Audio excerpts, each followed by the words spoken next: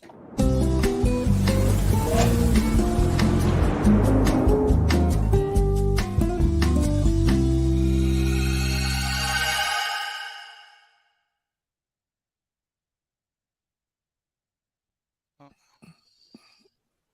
right.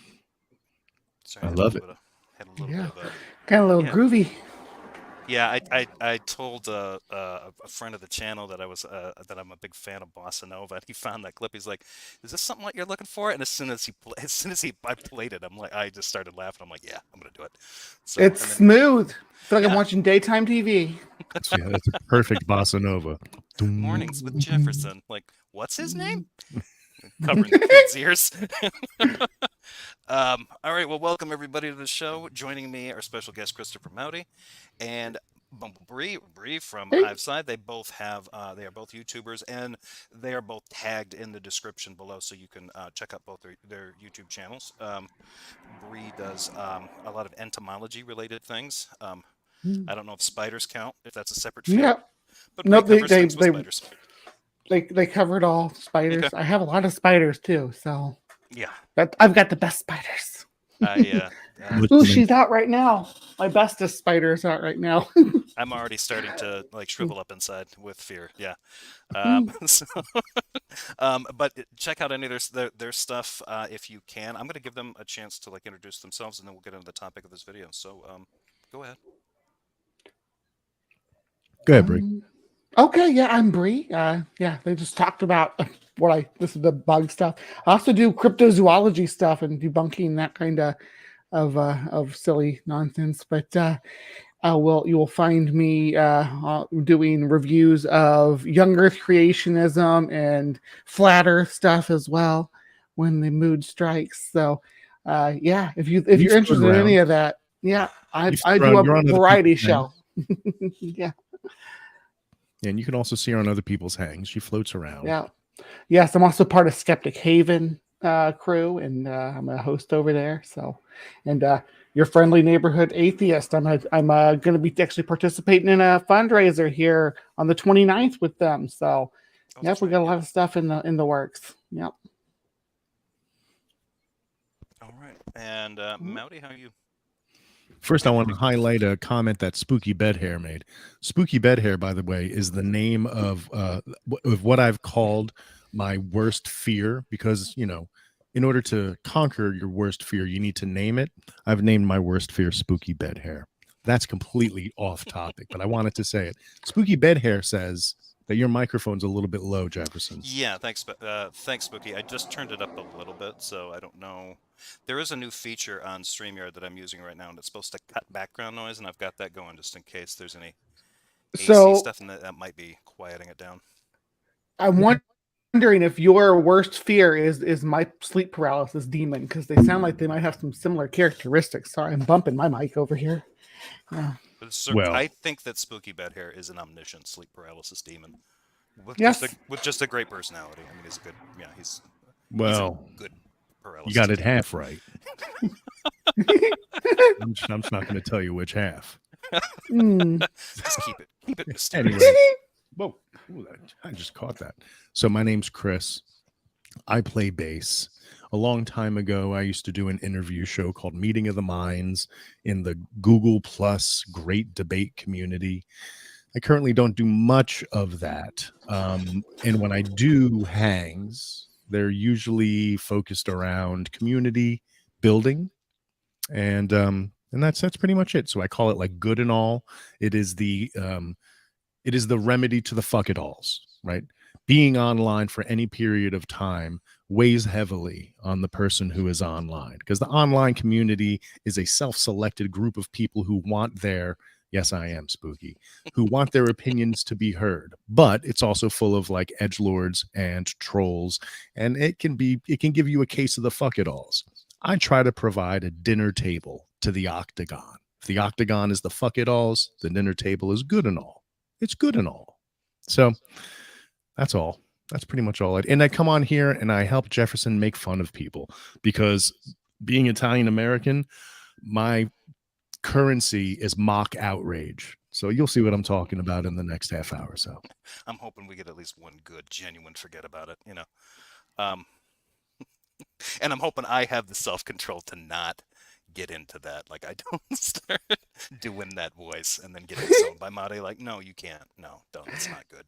You can't. Now we got to introduce Doug. Okay, so yeah, so I guess we'll jump right into the context for this one. So Yes. I'm pretty sure for everyone that knows PineCreek, he's got his counter apologetic stuff, and he's also got his politics stuff. His politics stuff is mostly neoliberal, kind of conservative. Capitalism is great. You want to make, the person that makes the most money wins. People that don't make a lot of money, that's proof that God is stupid. That God made you stupid. That just general Ronald Reagan era kind of, if you've got a big checking account, that's, that means that is directly proportionate to the size of your genitals. It's all that kind of stuff. All of that is kind of internalized in some of this rhetoric. And I mean, he's not that overblown about it, but it's there. So, and it's come out more as he's gotten more interested in talking about either cancel culture or wokeism or whatever. KingXerxes is a counter-apologist and an atheist, or at least he was. And he was active on Discord and over on Clubhouse, I think. He was a guest on my show, and we reviewed something. He's had conversations with guys like Jay Robin and Darth Dawkins. And he knows his Bible very well, and is a pretty effective debater when it comes to providing counter-arguments to Christian apologists. By my account, that he's since kind of like suspended his YouTube account because of life circumstances or whatever. I didn't get details or anything about that, and I don't need to. He took a step away because he had things that he needed to get sorted out. But at some point, I think during that or after that, after him kind of slowing down and then kind of just pulling away from his YouTube channel altogether, he had this conversation over on PineCreek's channel, and I think this is on the new one. So I didn't post the link to this video source because this particular video is a snippet that Peter from Gonna Go For It, Aaron Ross producer, he clipped this out and shared it on Twitter. So I'm using that one, and I think he's got it unlisted on his Gonna Go For Some More channel. I don't know if he's going to make it available again. And I think he clipped it because he wanted to make sure that it didn't get removed or clipped or privated or whatever. So that's the source that I'm using. I'm not going to share that because he made it unlisted. So, but if anyone knows which original one this came from, I'm about 95% certain that this is probably still available over on PineCreek's his original channel. This would be one of his longer call-in shows, his 2 to 3 hour ones that he does usually on Thursdays. This was back in May when Peter cut it, so I'm guessing this was one of his shows, PineCreek's shows in April that he did this.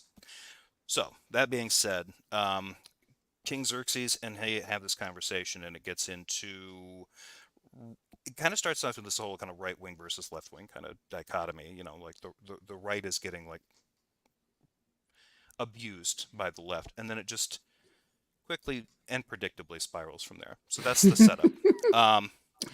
And then on top of that, to announce Xerxes at this point, I don't know if at this point he was still identifying as an atheist, if that was that was where he was intellectually, but he has since come out and said that he's not. And now it sounds like he's kind of drifted into more of a traditionalist Catholic kind of position, which does, I mean, it does suit his political view. But that's been about it. Yeah, let me see if I can do that. You know what? I don't know if I can, Chris, on StreamYard, to bring down the individual audio on people. Actually, you can. In each person's little box, there should be 3 little dots in the upper, one of the corners, and in there you can change everybody's audio, or at least I can on mine. And sometimes you can set it to automatic, where it automatically rides it, or you can manually just bring it down. Are you and I loud and Jefferson's? Yeah, I think that we're like blazing loud comparatively. Okay. I'll do this. I'll just set it to match. That way it auto adjusts. Oh, no, that's not what I wanted to do. I want to add you back in. Good job. Hmm? Here we Just go. burnt the whole goddamn thing down. All right, everybody. Take a listen to that. I am going to go into my settings and just to make sure that we're matched. Well, go ahead, play the video. Do it while you play the video. Let's play a clip. Hopefully that doesn't. Get a taste. Let's get a little taste, just a taste. Days of this hurts because Xerxes was my bestie. Yeah, and I mean, I chatted with him at least once before doing it, and he seems like a nice enough guy. We disagree completely on politics. I knew that. We didn't disagree when it came to like most stuff on counter-apologetics, even though I dislike some of his takes on some of his tactics. I'd seen clips and stuff from things that he'd done on Discord and stuff. But that being said, that's context enough. So this is them having their conversation. Again, this was back from last April. So yeah, Jefferson's being real timely. But anyway, here we go. Better late than never. And as usual, everybody in the chat, yell at me if if audio takes a dump. And Bree and Chris, yell at me when you want to pipe in. Yes. Okay, here we go. The king. It's good to be the king, isn't it? He's 7 seconds behind. Oh, hi. Hi there. I'm here. Yep. Welcome. Hold on a second. I gotta turn the stream off. Okay. Yeah. There we go. You don't want to hear me twice. Yeah. I like your making abs. sure I'm pausing the stream. Oh, thank you. Yeah. They're a lot of hard work. Yeah. I recently had to give up smoking to maintain them. Now I wanted to talk to you about this thing I'm starting to notice that a lot of my friends get upset with me when I mention, but it's sort of the vindictiveness and the vengefulness of the people on the left. I don't see this a lot with right wingers. Like, I might think you're stupid, but I'm not out to get you. These people are obviously out to get us, and they don't make they're not hiding it. They're just flagrantly telling us, yeah, we're going to make you submit. We're going to force you at the barrel of a gun to comply and accept us. But there's always a It's not safe just let me word. do what I want in the privacy of my. What's that? So there's always a safe word. I don't know why Right. he's getting. Don't be intimidated, sweetie. Exactly. Okay. Like if you're getting into these kinds of interactions with people, maybe set up like, some rules of engagement. Like, okay, safety word is buttercup, and when I squeal it, you stop talking to me. All right. There's only so many facts and arguments that I can take. My safe word is more. Ooh. Mine is harder. I like It confuses people. submit. Dude sounds like he's been listening to Alex Jones. Yeah. The word choice on this is this idea that from these left wingers are like, it's not enough that they're trying to like speak their mind. They won't stop until I yield to their point of view. And it's like, okay, what point? What do you need to yield to? The issue seems to be that like, and I'll get this one out early. Okay. Especially for these two guys, because for PineCreek, it's all about trans issues. He just doesn't get it. And it seems to me like for him, defending trans people and trans rights is equivalent to this woke stuff, right? Because he thinks that people who are trying to help trans advocates are suffering from they're suffering from that feel sorry aboutism. They're suffering from empathy, which is a funny thing to suffer from. But when he brings this up, it's like, and Xerxes does as well. When these guys start talking about, look, hey, if you're going to force me to use your pronouns, I'm just not going to accept it. And it's like, okay, then what you need to understand is that we're not asking people who are transphobes to understand that what you're denying from these people is that they have decided to dye their hair red, or they got their septum pierced, or they decided to become a vegetarian. It is not a lifestyle choice. This is who they are. That is a fact in terms of gender identity. And when you decide that it's not that it's another thing entirely, not what it factually is, but what you think it is, and then you keep saying like, well, you're just trying to berate me into believing your opinion. It's like, no, because your opinion is based on bullshit. You've decided to accept a demonstrably false claim about gender and run with it. And then from that deranged position, you have rationally concluded that, oh, these people are out to tell me that what's necessary for them to live their quote unquote lifestyle is for me to play along. And that's not what this is about. For me, their denial of identity is like it's almost like they're making a soul claim, because there's claiming there's something tangible, like physical, that ties your identity to one gender or the other, right? Like something that's physically attached to your body, this this transcending tether. I can't.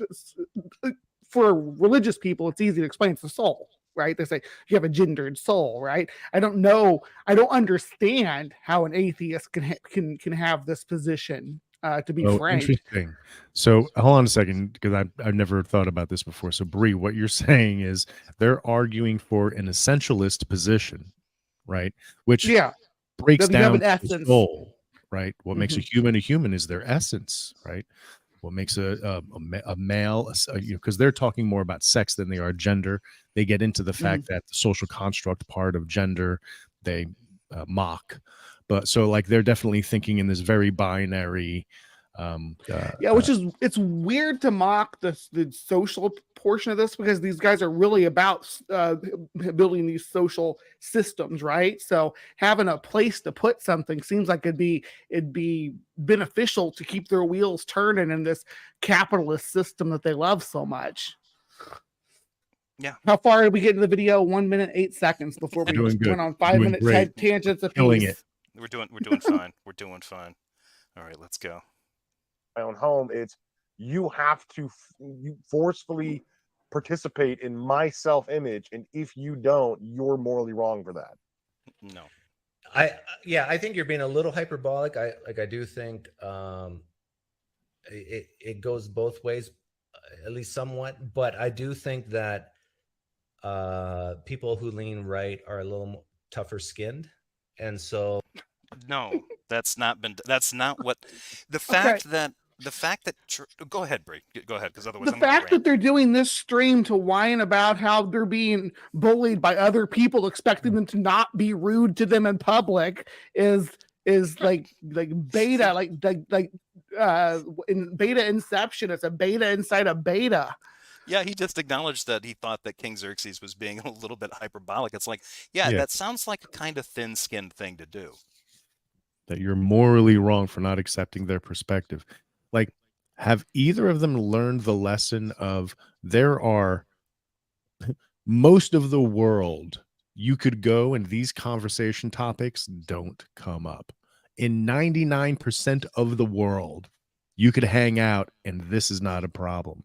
In the friggin' 1% of the world where this is a heated topic, the internet, these fools are just like, man, they're forcing their beliefs down my throat. Fucking leave town square, brother. Yeah. It's not that we're saying you can't say it. We're saying, but you're mad that we're calling you an asshole for saying it. You know, that's the bottom line. That's the consequence. That is the joy of being in town square. You get to say what the fuck you want, and I get to say what the fuck I want about what the fuck you said. And he's like, oh, they're trying to cancel me because everybody's calling me an asshole now. It's like, no, you're just an asshole and no one wants to be around you. Either you don't know how to read the room or you do. And if they wonder about how cancel culture works, all they got to do is ask somebody like me, who in my 20s was a conservative. Like, if you're standing in a group of conservatives and that one conservative like happens to let it slip, and this is back in the, well, I don't want to age myself. Oh, fuck it. This has been back in like the mid to early aughts, right? And that one conservative that's like, oh yeah, I'm for single payer healthcare. Canceled. Out of the club, out of the group. You're not sufficiently pro-business or no regulation. Get out. Like, I've been around these guys for quite a long time. This idea now that like everybody's just trying to censor us. Like, no, you guys have been trying to censor everyone for a very long time. Like, come on now. You know what's funny? I'm sorry, and I hate because you keep bringing up, you don't say you keep bringing up, but you brought up capitalism before. But these guys are the marketplace of ideas, right? They don't realize everything is that their social currency works that same way as social capital. If you're out there saying things that the majority of the people think are inappropriate or rude, you're ruining your own reputation. And then you're saying that the people who have stopped watching you are canceling you. It's ridiculous. Right. Yeah, and they've just changed the channel. Yeah. Yeah. It's like, no, that you're not, they figured out that what you're selling they don't want. That's also some entitled bullshit. That you get to say what the fuck you want and suffer no consequences. People not watching you is canceling you. Holy fuck! Cry me a river. Change your goddamn diaper. Or people checking you. Yeah, it's entitled on two fronts. Not only do I want to be able to say what I want to say without any kind of actual feedback, which is like, okay, so you just want to declare yourself right and never hear any dissenting opinions. That's weird. But also, I mean, I think we can kind of tell where your personality is at with that one. And then second, they want, if they start talking about being canceled, it smacks of them complaining they don't have a guaranteed audience. Like, no, no, no, no, no. Not only do I not want you to talk, I just want you to sit there and listen to me preach at you. And then what the sermon that they're giving you is like, okay, you're angry that you think that transgender people need you to participate in their self-image. No, you have not understood what's being told to you. Yeah, they don't. So yeah, it's like you've gotten angry over nothing. But this label of hyperbolic that Doug kind of puts on Xerxes, I think that continues for the rest of this conversation, because my argument is, who are the people that are making the arguments that they're arguing against? Because it just seems very straw man-y to me. Yeah, exactly. All right, here we go. So there is a need from more people on the left to want to be loved, and there's a need. People on the right. Where's these analogies? Hold on a second. I just can't let that slide. There's a need for this group of people to. I've cracked the code, everyone. This group of people, they need some. They don't realize it. They won't admit it. But I'm gonna tell you how it is. I've cracked the code. I have my finger on the fucking pulse. They need to be loved more than people who aren't in that group. Fuck you, dude. It's how thick-skinned the right is. You know, they're not assholes. They're just thick-skinned. It's like, look, I don't need anybody to validate me. I accept your hate and I welcome it. It's like, that's not really what trans people are talking about. If you have a tolerant society, I'm sure anybody in the LGBTQ knows how to deal with people that would rather not be around people who are in an LGBTQ, but they don't make a point to like get up on behind get on their pedestal, get at a pulpit and start screaming about how we need to pass laws to push these people out of civic life. That is where the activism comes from. That's when things start getting dark. Yes. And the idea that these guys are having this conversation, like, well, the real threat here is that somebody wants me to use their pronouns. I'm like, no, the real threat here is that certain aspects of right-wing politics want to do the same thing with trans people that they were trying to do with anyone that was gay. Even right down to the bathroom thing. It used to be, if you're a gay man or a lesbian, you should not be allowed in men's and or women's bathrooms, respectively, because you're in there to cruise. Well, and they used to try to sell that as a fear-mongering talking point. Well, they talk about that a little bit too, don't they? Oh God, do they get to that? Yeah, I don't remember. Well, let's make our arguments based on what they do say. Okay. Because I mean, they definitely hit what seemed to me like dog whistles that open a whole other topic. They don't say those things they don't say the specific explicit things that their implicit dog whistles seem to. And of course, they're dog whistles to me because it's just like when you say certain key words, it's just like, oh, okay. You also think X, Y, and Z because of that. Yeah, but you start imagining like, I think I know what media source you might have picked that up from. Yeah, but let's try to limit that and really kind of base our arguments off of what they say. I think, like, I talked to Stephanie, and I'll probably play a clip of it, who's a trans woman who really wants to be viewed in society the way she views herself. And I kind of get that, but in another sense, like, just assume the world hates you, and just as long as they don't touch you physically, you'll be okay. And right? That's not necessarily true, right? Because they don't have to touch you to make your life a living hell, especially if they want to, lobby to have laws that prevent you from having a job, going to school, spending time with your own family, going to public places. They can take away the equity that society is supposed to offer under the guise of liberty, but it's really under the guise of capitalism, and keep making sure everybody's able to work so they can make money and keep feeding the machine. But you got me started on capitalism, and now I'm going to keep going. I'm sorry. As long as you're being productive at work. Well, as somebody who is very close to Doug's age, I would like to provide completely different and opposite advice. Instead of assuming that the world hates you, holy shit, maybe assume the world doesn't hate you, and that there's ups and downs and trade-offs for everything.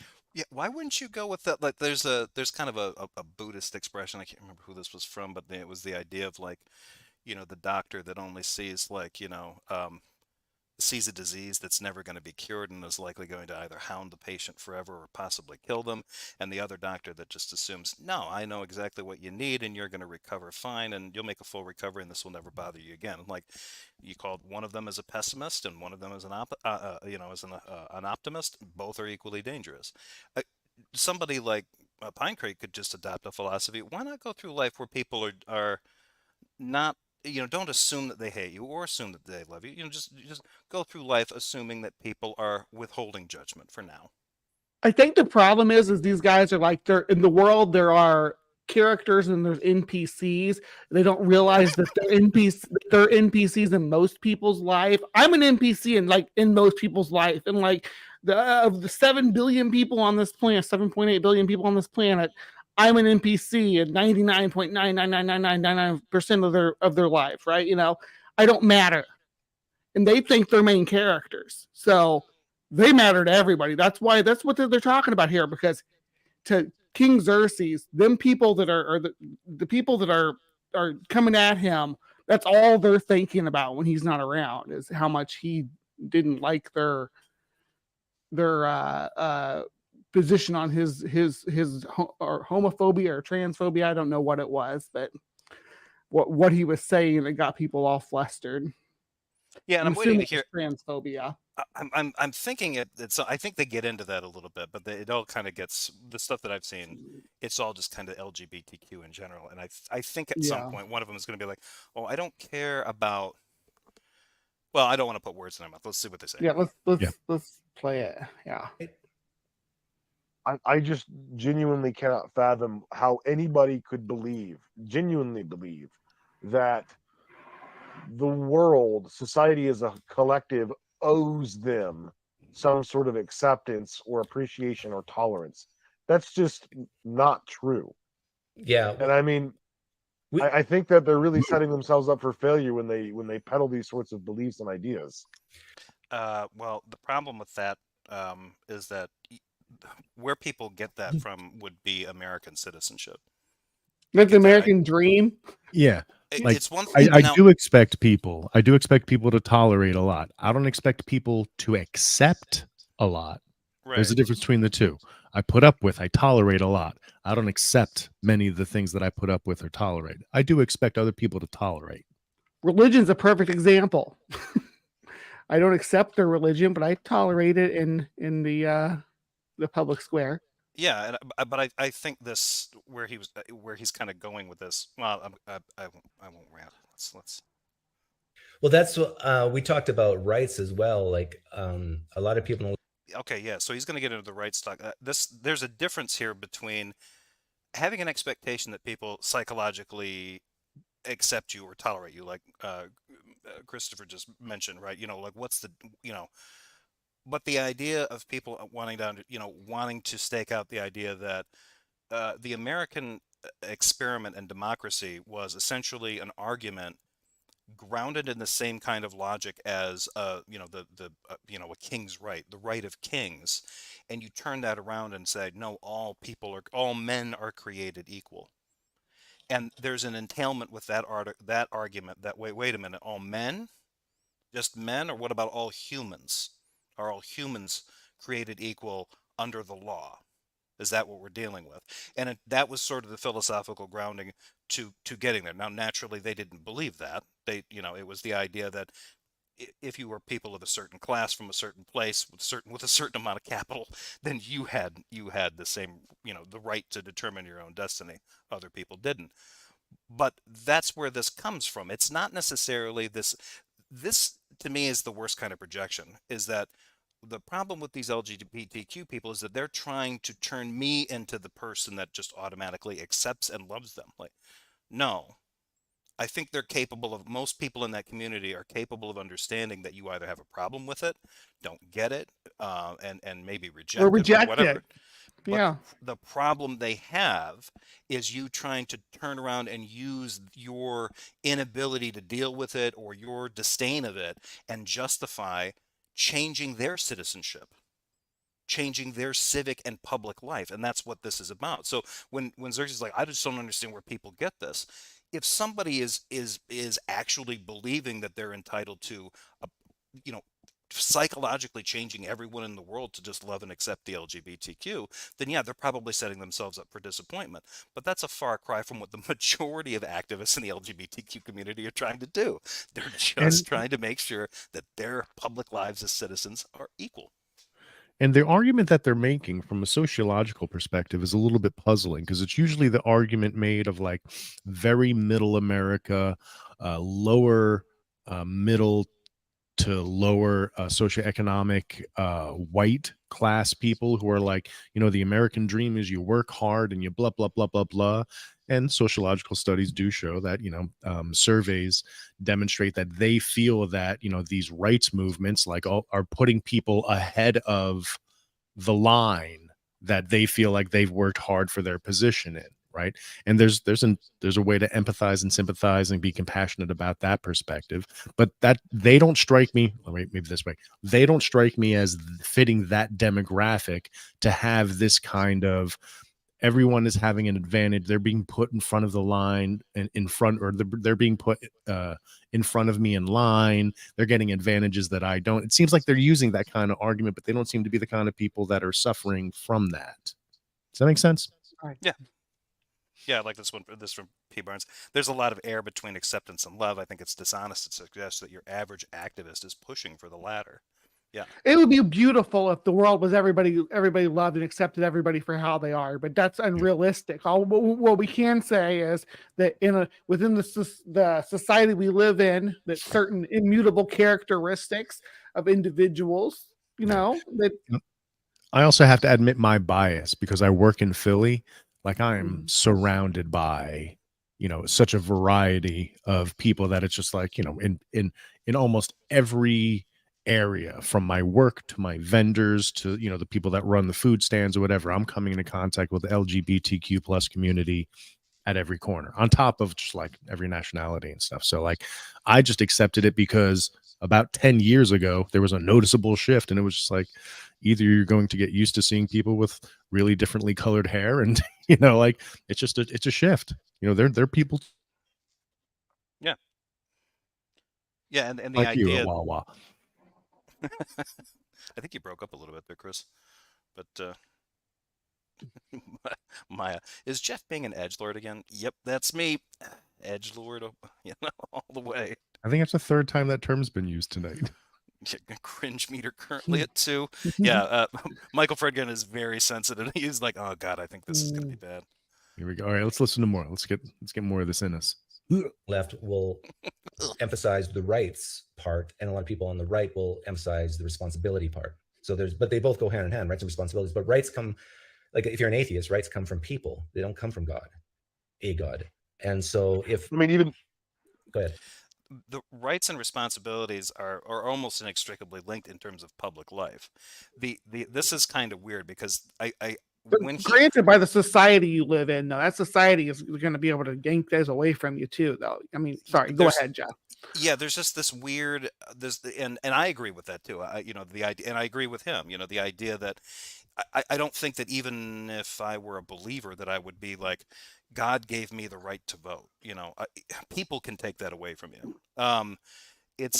But the issue that I have when people start talking like what Doug's talking about here, this idea that, well, the left wingers, the Dems, what they believe, that they emphasize the rights, and the right wingers emphasize the responsibility. Like, no, you don't have to divide it that way. That doesn't make sense.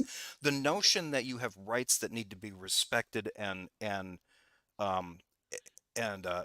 treated fairly across the board is the responsibility of the government that represents you.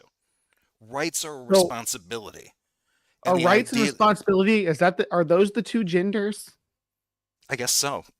I guess rights is female, responsibility is male in their mind. Maybe I think that's what they're trying to do. Yeah, they have sexist. I didn't think this was a heinous analysis on Doug's part.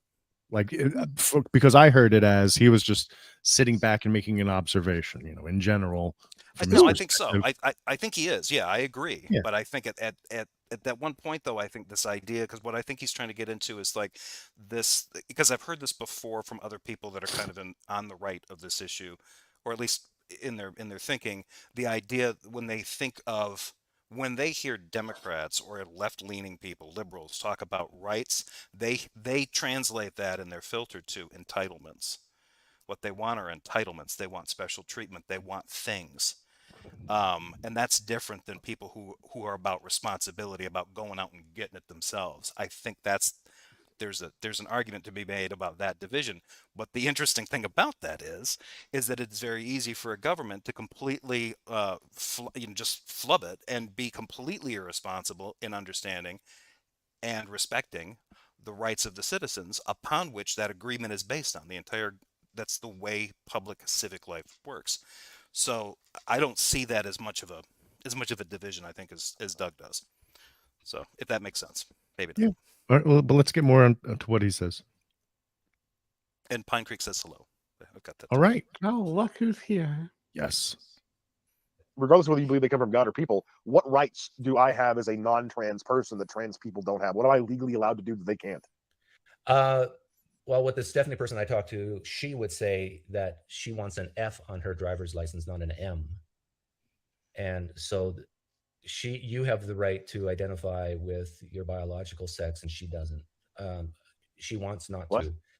But I do agree with you. If you break your arm in a trans, no, that's not. So let's clarify here. So, like with your ID on your ID, for instance, if I get pulled over, right, and I show them my ID and it has an M on there, that calls and Stephanie's talking about said this to me. This is to credit to Stephanie, that it calls into question everything else on that ID about me. And suddenly a simple traffic stop or simple clearance check at a baggage check to get on a plane turns into a 3-ring circus because you demand that I should have to have a letter on there that matches my genitals instead of my phenotypic expression, which is what they're going to be looking at. They're going to be trying to identify me.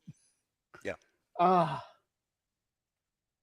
person breaks their arm, and if you have health insurance, even if you don't, you're going to get your arm fixed.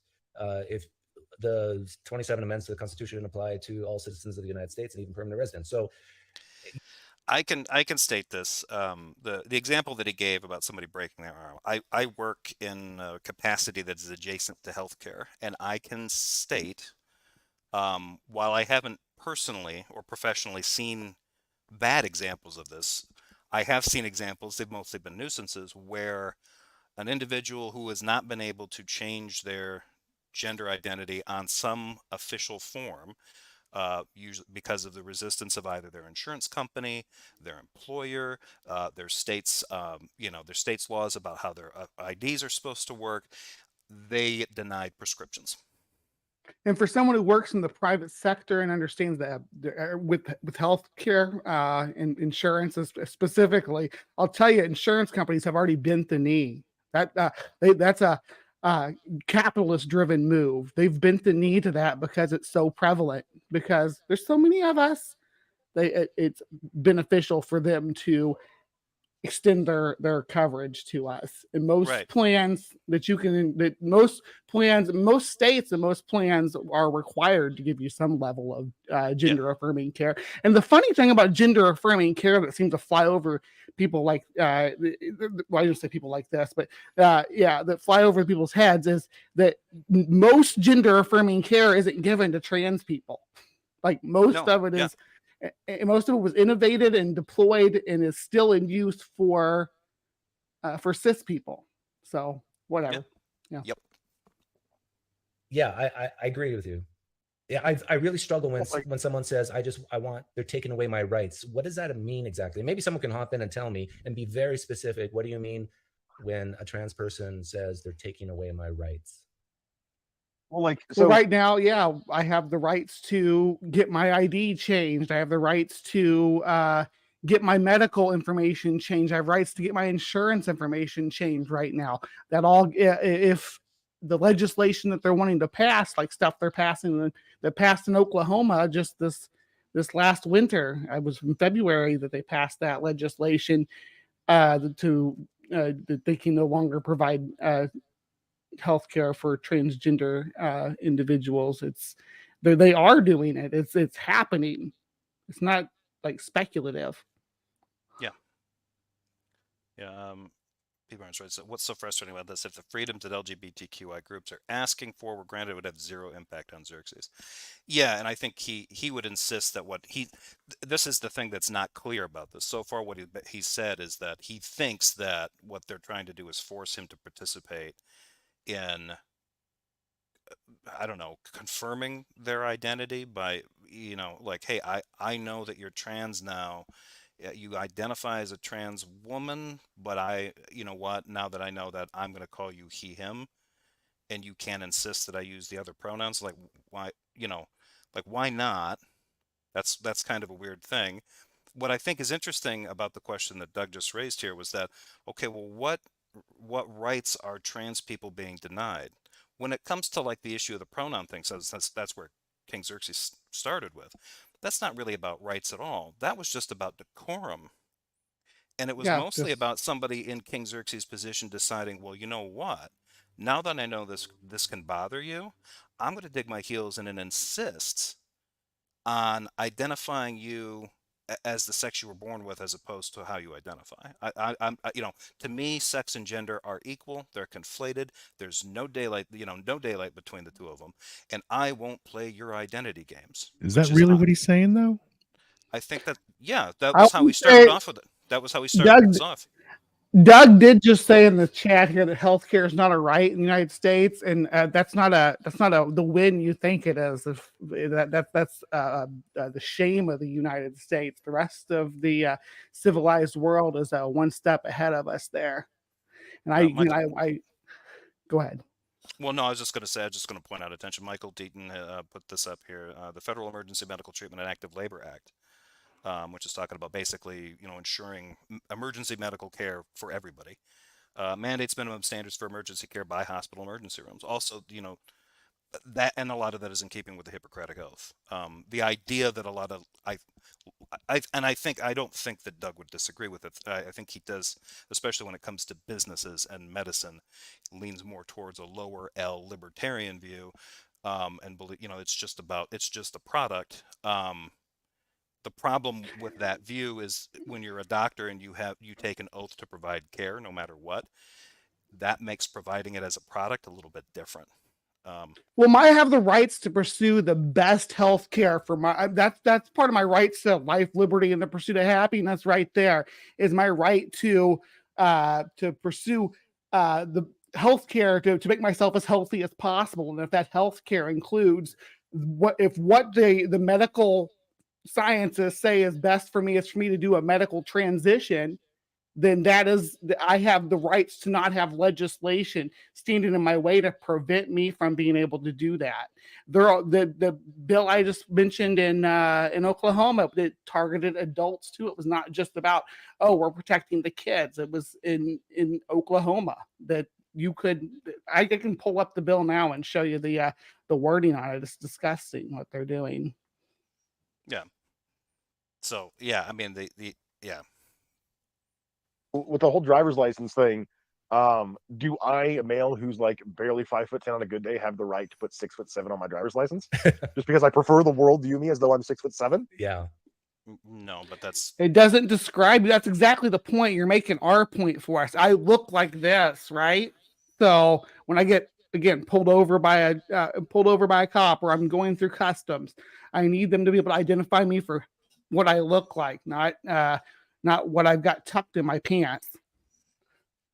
But then this all gets. What if I was like 400 pounds and I wanted to put 195 on my driver's license? Do I? People lie about their weight on their driver's license. Yeah, that's not healthy. Yeah, because I mean that's not a good point. Because it's like there are plenty of people that are like, how much do you earn? 220? You're north of 280. Come on now. These arguments are so childish. Well, and the problem is this is conflating the sort of thing where it's like the objective difference going on here with, like, okay, you are, you are physically 6'7". You are physically 400 pounds, but you are physically male and female, but your gender is a social construct. And that's the distinction that they still can't make. This is like listening to Christians talk about homosexuality, and they talk about homosexuality as a verb. As long as you don't do gay, you're not gay. They don't understand. If there is a sexual orientation claim out there, they don't get it. They just don't understand that that's who the person is. Well, this reminds It's me like Matt Walsh. essentialism. Yeah. Essentialism tied to identity, and I don't understand why someone who's not it doesn't have a theistic belief would tie that together, identity and essentialism. I just That's going to be my my epiphany of this hangout, is thinking about like atheists who have this position as like arguing for essentialism in a way that I wouldn't expect atheists to argue. Yeah. Or critical thinkers for that matter. Yeah.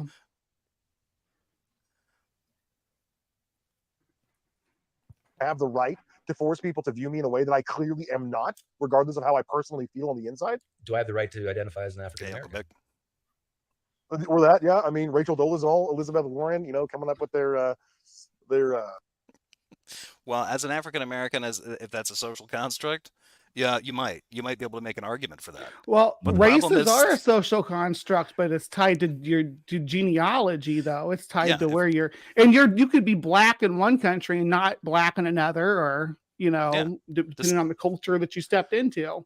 Yeah, yeah. So I mean, there is some social construct based there. But if you're trying to say African American in the sense that Americans talk about, probably not. Yeah, Probably can't I identify. wouldn't rest my hat on that argument. And I also think that the Rachel Dolezal, if I'm pronouncing that correctly, I think that most people on the left thought that was as absurd as the rest of the population, because it was a very unreasonable example. It's a very cherry-picked example. Yep, the nut picking example. Racial heritage, Yeah. which they don't actually possess. I mean, this is ridiculous. I mean, I talk to these people who believe in the gender theory, the transgender people and whatnot, and they never give me any consistent definitions or understanding of what exactly it is they're referring to. On the one hand, they feel like they're a woman, they believe they're a woman. On the other hand, there are no intrinsic essential characteristics of being a woman. So if you're not a woman, how would you know you are one? How would you know you're a woman even if you are a woman? There's nothing intrinsic or It's almost as if it's a social construct and can change over time. It's like when blue was associated with girls and pink was associated with boys because pink was the bold color, and now it's the opposite. I mean, it's a hell of a thing, that gender stuff. Yeah. It's like, listen to my favorite one was Ben Shapiro talking about men wearing crop tops. This is just feminizing them. I'm like, really? So a guy can wear a shirt in a way that makes him more feminine? It's almost as if it's all a social construct. Remember in the Think 80s of a when female. when the men wore the short shorts? I miss those days. When I was a teenager, and breakdancing was popular, crop tops and dudes, we all wore spray or airbrushed shirts that were half cut, so that with wristbands, so that we could break dance. There was that guy in every Death Wish movie, usually a villain, who not only wore a crop top, but it was a fishnet one. And he was he had all the Thunderdome energy you could want out of an I alpha have male. one like that. And then when breakdancing became popular, it was a neon green fishnet. Oh Yep. yeah. Yep. Electric You gotta Boogaloo. pop. Breaking two. being a woman. That's a good question, because when someone identifies as a gender opposite to their biological, what does that even mean? You have to have a standard to base it. It means that So the this gender. is like Go what ahead, is a Bree. mother? It's Nominal Naomi, she did this breakdown of it. It's like asking what a mother is. Your mother could be the person who raised you or the person who biologically gave birth to you. There's just a lot of different criteria that fall under that. It's a suite of characteristics that we generally attribute to the person who filled that role in your life. I don't understand why this is so easy for some standards, but not for gender. It's really bizarre to me. Yeah, we're human, and we draw weird lines at certain things. No, not that far. Safety word, buttercup. No, so a mother does Lord. not have to give live birth. A woman could adopt a child. Are you saying that adoptive mothers are not mothers? Is that the argument PineCreek is making in the side chat? I'm a father. I Uh, have stepkids. They're no less children to me. a mother is a female who is given a live birth. Oh, What Yeah. about man. what Listen, about Matt two? Walsh What needed about to lesbian couples right there? What are the lesbian couples? Are they not both mothers? The mothers to their adopted child or their surrogate child? Yeah, I don't agree with I don't agree with Pine Creek saying a mother is a female who is given live birth. No, that would be. Nah. I, I'd I'm, rather I, not argue with Pine Creek in the side chat since we have so much Oh, we have so much data. Pine Creek ahead of us. Yeah. Yeah. We'll let this. I mean, unless of course this is your hang. I mean, I don't mean to step on your toes, Yeah. brother. If you want to invite him in here, like we can have a discussion with him about it. But we haven't even gotten to the meat of their argument. Yeah, we're like only 5.5 minutes in. yeah, we're not doing well. Let's go. And say, oh, I'm not this, I'm that. But what does that mean? And usually that means something correlated to the biology. So it's very confusing to me. And I've been this started out as just like a genuine confusion or frustration for me anyway, maybe about 3 years ago. But as much as I hate to admit this, but I'm not a dishonest person, it has started to metastasize into a hatred, because instead of like actually trying to explain to me in a coherent way how this works, I'm just being told I have to accept it or else. Or else what? There's I'm like, or else, So- or else. Are there people not explaining this to you? Because every time I see somebody making these claims publicly in any public square, there are dozens of people explaining it to them. They just don't look be at the live obtuse chat. to it. Yeah, Yeah. I don't know. I'll get canceled on the internet, or else my channel will get doxxed, or else I will lose my job because I'll get reported by these people. Yeah. Because I don't want to participate. I don't want to call somebody who is obviously a male she, her, because that's just not even a natural thing for me to do. Well, can I give you some hope? I think it's peaked and it's now coming down the other side of the mountain. I think the pendulum's starting to swing the other direction. And I think, I feel like that's the case too. yeah, I think more and more people are saying this is ridiculous. And then the Barbie movie came out. Boom. Sorry, guys. It's a good point. I don't think. Well, I wonder what he means there. Okay, the pendulum's going the other way, and now popular support is against this. Most of this kind of stuff, especially narrowing it in on the trans stuff, if you talk to people who are not into politics but are just people that occasionally tune into the news, they probably have no idea that this stuff is that big of a deal.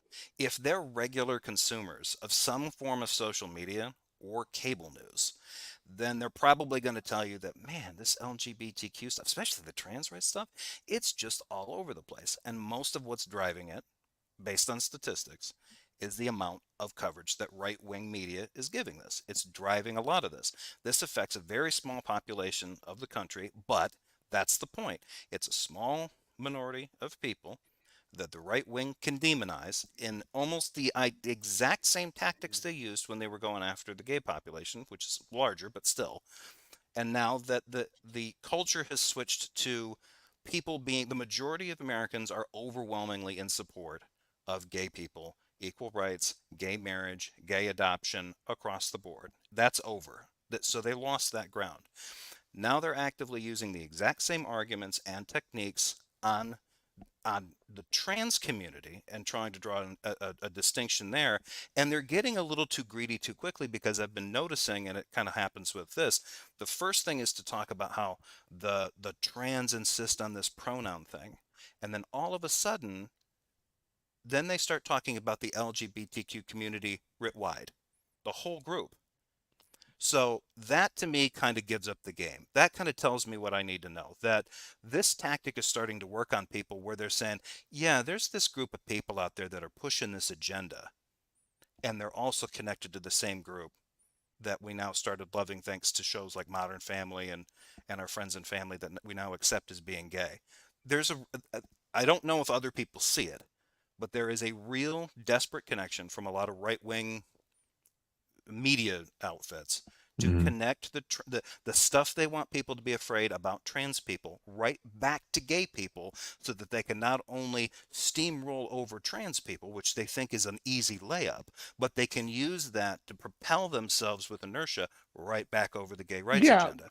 the When the predator Supreme Court angle and stuff. Yeah, I when the get you. Supreme Court justices base, hey, we can revisit gay marriage after the Dobbs case. The idea that when they make those decisions in those cases, and then they decide, you know what, we can start taking a look at other things that other court decisions that basically enshrine people's rights to marry or rights to privacy.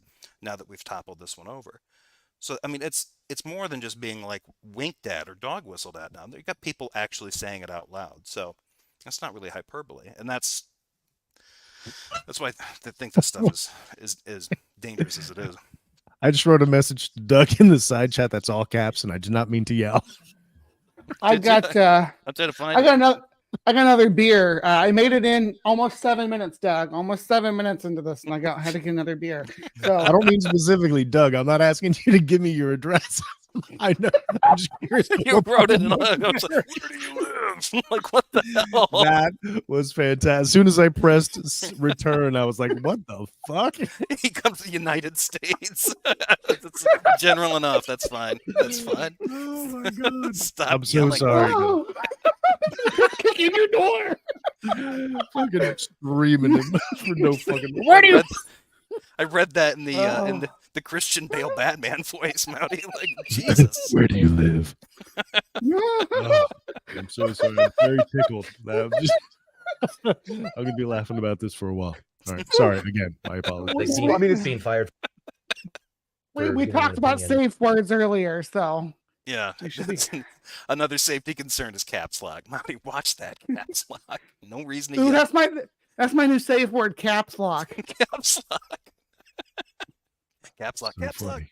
That a lot of people find offensive. There's been a lot of like snapping points in society as of recently because they pushed it just a little too far. Like what we see with Leah Thomas, who's like 6'5", 230 pounds, competing against female swimmers, none of which are like bigger than 5'7". Ooh, And you look at Leah Thomas ooh. or William Stephanie Thomas. gave me.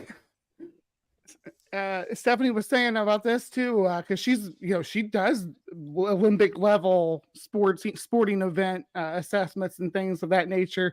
The record holder in Leah Thompson's event is a 6 foot a cis woman that's like 2 inches taller than Leah Thomas. Tall women do well in swimming. Is that the takeaway? Leah didn't even do that good. I mean, considering she has that height advantage. Yeah, isn't there a trans athlete right now in MMA? Yeah, MMA or a boxing is just ranking so. up. a trans just, man. Yeah. Yeah. Just And- just ranking And up this win after win. harkens back to what we were talking about, and might have been before we started broadcasting, but just this idea that with these as society changes and the acceptance of these rights becomes more popular, it's also going to become much more awkward to implement the rights into the little corners of society, and that awkwardness is absolutely going to lead to very specific stories that seem unfair, and those they need to be handled on a case by case basis.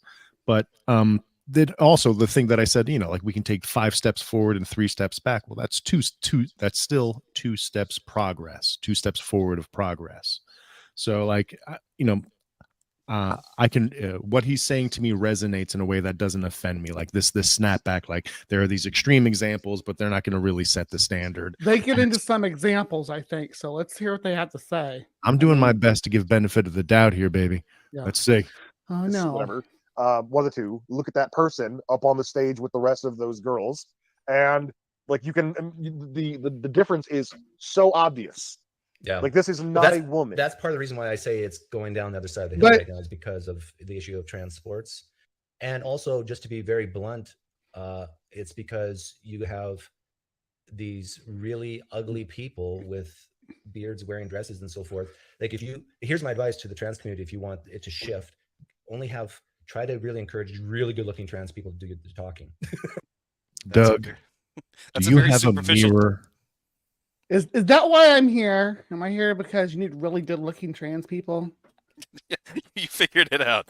I just threw you. That's completely superficial reason to counter Yeah, PineCreek's totally superficial shallow. book. Yeah, completely shallow. Like, hey, this wouldn't be so hard if all of you were lookers. If you're all tens, come on. Yeah, yeah, whatever. Come Um, on. I, I, I, I'm just gonna go out and say this. I really don't think that's gonna matter. In fact, here's the thing: if you have a lot of guys that can pull off the look, and they're not, and especially if they're, cis, this happens in, I'm not gonna out it too badly, but in certain Asian countries, you can go and find places where you have men there that can be. They are as beautiful as the women, and you won't know. They are not trans. They are not even, they are just cross dressers. It's just performance. And those particular performers are often targeted for an enormous amount of abuse and disdain, especially by guys, like, say, like American servicemen. In fact, I think it was sometime back in the 90s. I had a relative that was in the Marine Corps, and because Marines have to go on float, they would often end up in places like Singapore, Thailand, and I think they banned them from going to establishments that had the so-called ladyboys that were working there, because the soldiers would usually lose it, panic, and attack one. They had too many incidents like that, and they were just like, you know what, we're not doing that. I can't remember But with how long ago that was, but but within their culture, it's completely normal. it's They're just part of the culture. it's just part of a culture. It's beautiful men that can dress like this. It's a complete play on gender roles. Um, some of those guys might be homosexual. Some of them are not. They're just doing it because Wait, it's a gender performance. roles that might be different as you change cultures. That might be like Exactly. a Right. societal, Exactly. cultural But they would have international incidents construction. that would pop up when the soldiers would find out, like, hey, you were flirting with that girl over there. That bar, those performers are all men. And then they'd get pissed off and go and confront the performers. Why'd you trick me?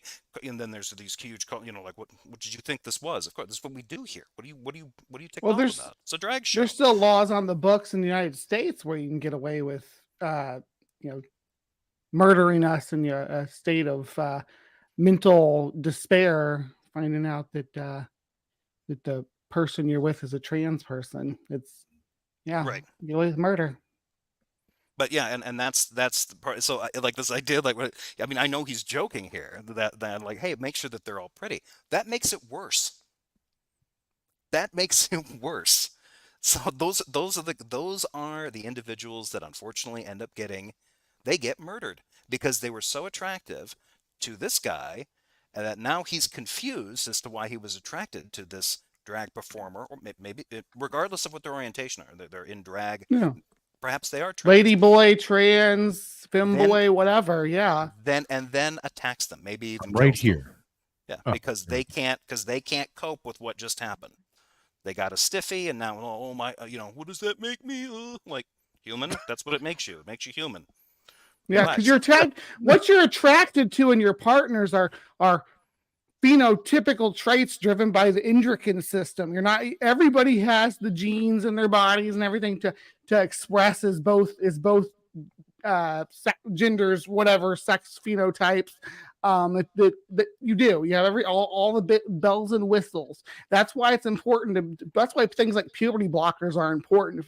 If we can get that caught early enough that we can delay puberty for a child, it allows them to make that decision later on so that they don't have so many of those hormonally driven phenotypic traits expressed in their adult body and don't have so much work to do to try to undo that. Like there's things that happened to my body that I can never undo because of because of what testosterone did to me. So I mean, Right. I was forced to go through that. I didn't have an option back when in my childhood, back when I was going through puberty.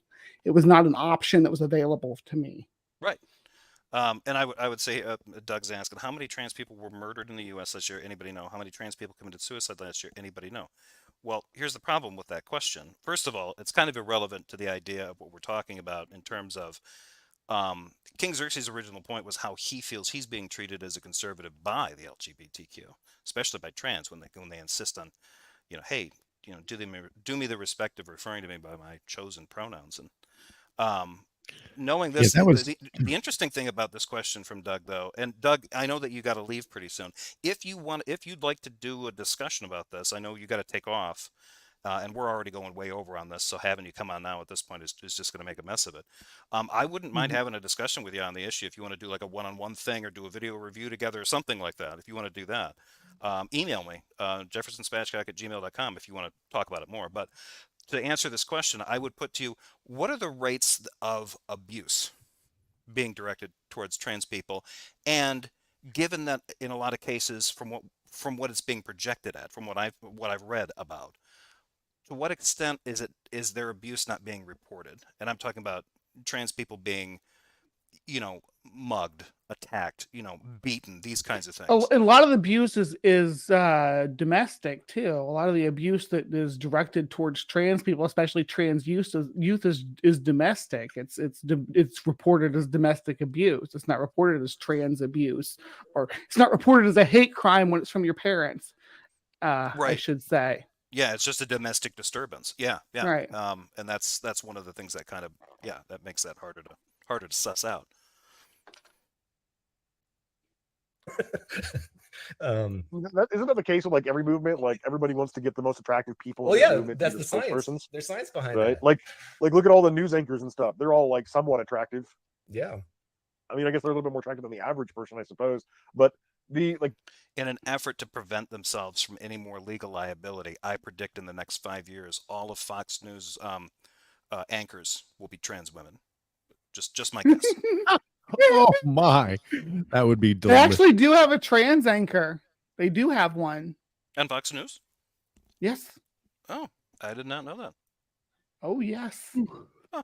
And she's very anti-LGBTQ. So Of course. go I was just figure. gonna say, I'm like, wait, is it Caitlyn Jenner? Come on.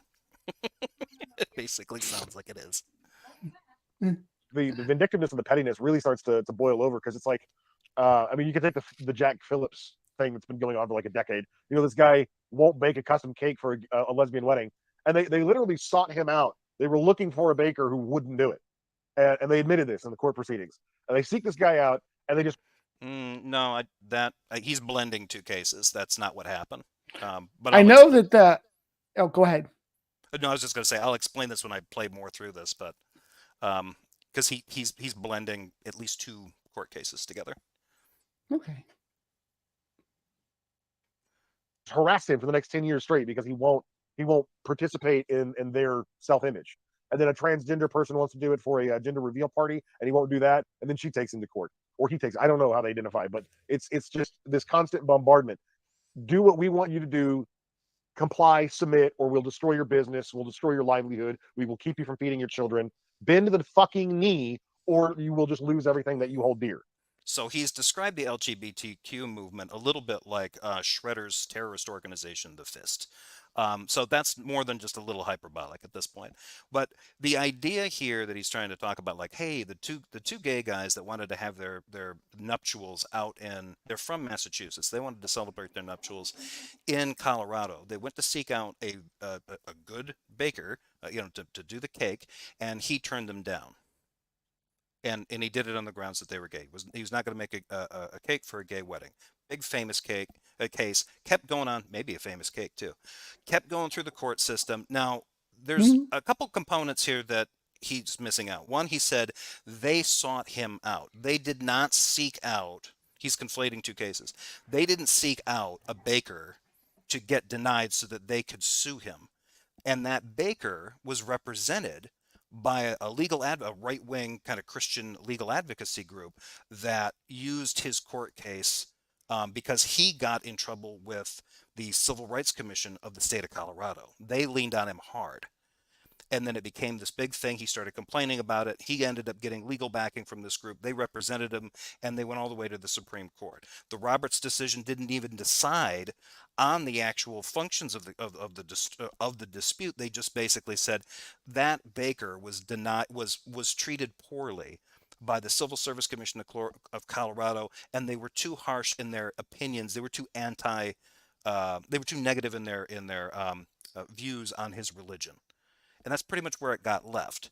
Now, part of what happened in that, he made a statement that he would not discriminate against members of the LGBTQ community, and then it was that's sort of where it got left off. It just got settled. I don't know if there were any damages or anything assigned. It just kind of fizzled out after that, except for one person who was an attorney. She went to him, and at the time she has transitioned, but at the time she was male. She went to him after hearing about the case and reading about his statement that he would not discriminate, and she sought him out because she wanted to put him to the test. So she went there and said, "Hey, I want a cake, a pink cake, blue frosting on the outside." And he's like, "Okay, why?" And she said, "It's for my gender reveal party, my coming out party."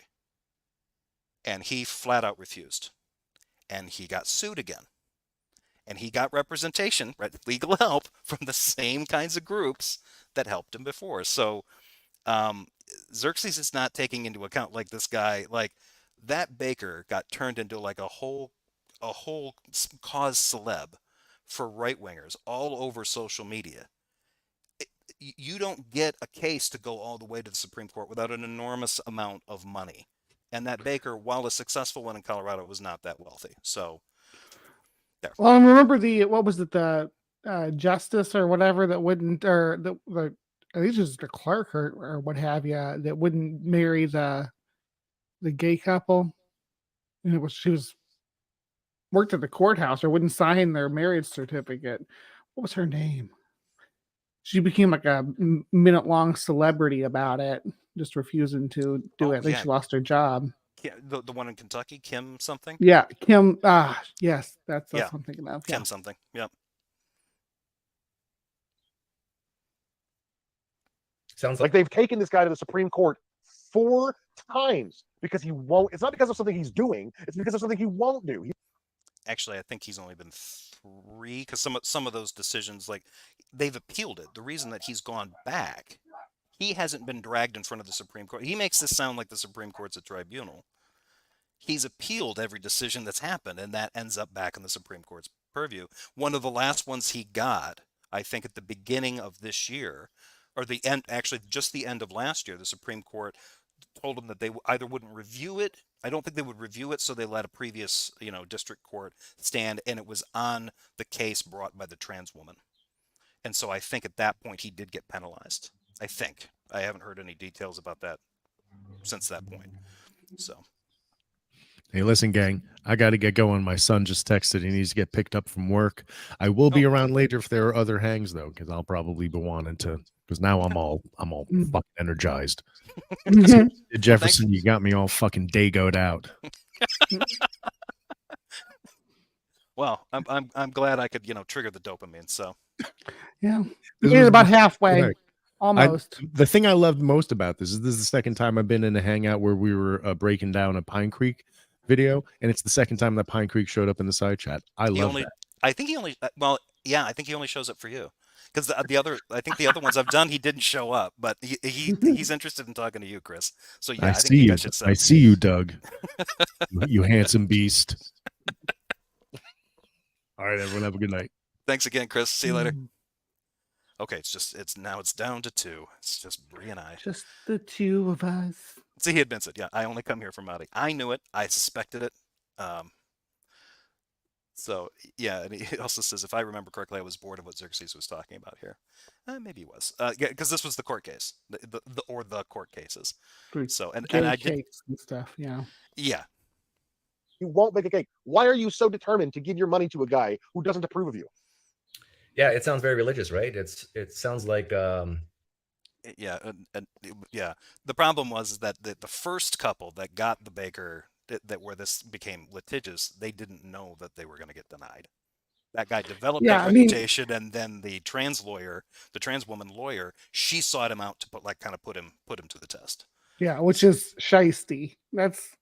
Oh, I mean, it's sneaky as hell. And when he's like using that kind of language, like, well, they targeted him. Well, they didn't. She did. She definitely did. At that point, I concede that point. She targeted him because she basically, she set him up. But they didn't. They went there. I think they were recommended to go to that particular cake shop because it was like the best reviewed. But everybody was like just praising this guy. And they were like, okay, great. And then they were disappointed that he wouldn't do this. And I don't think they sued him. I don't think that's what happened. I think they filed a complaint initially with the Colorado Civil Service Commission because he admitted that he was denying them, and they found out, hey, you're not supposed to do that. I don't know if they even had legal representation at that point, because you can just submit, most states, you can just file a complaint, and then, the administration will look into that, and that doesn't lead to a lawsuit. They'll take action against your business license. And that's what happened. And then I think he countersued the state. So the way that Xerxes is kind of, like, oh, they're just taking this guy and then they just file a lawsuit and then they drag him in front of these courts. Like, no, that's not how these work. Now, but in his defense, devil's advocate, she did kind of do that. But, she's a lawyer. The lawyer. Be careful. Be careful who you piss off. When the Protestants and the Catholics fought in the Inquisitions, and like, you either believe what we believe, or you suffer the consequences. And before I'll jump off here in a minute because I don't want to take up too much time. But the other thing, I forgot what his name was, but the guy who was just recently acquitted of all these like federal domestic terrorism charges because he pushed a guy outside of an abortion clinic. Did you ever like follow that case? No. Okay, so I forget what his name was. I can Google it real quick. You just search up like pro-life activist arrested. So like 25 FBI agents knocked this Mark Hook, I guess is how you say it, or Hauk. Mark Hauk is how you say his name. Yeah, they knock down this dude's door. They like invade his house. 25 FBI agents, federal agents, and they arrest him on charges of like domestic terrorism or something like that. And then also he violated a federal law somehow by pushing a guy who was a volunteer to escort women into an abortion clinic.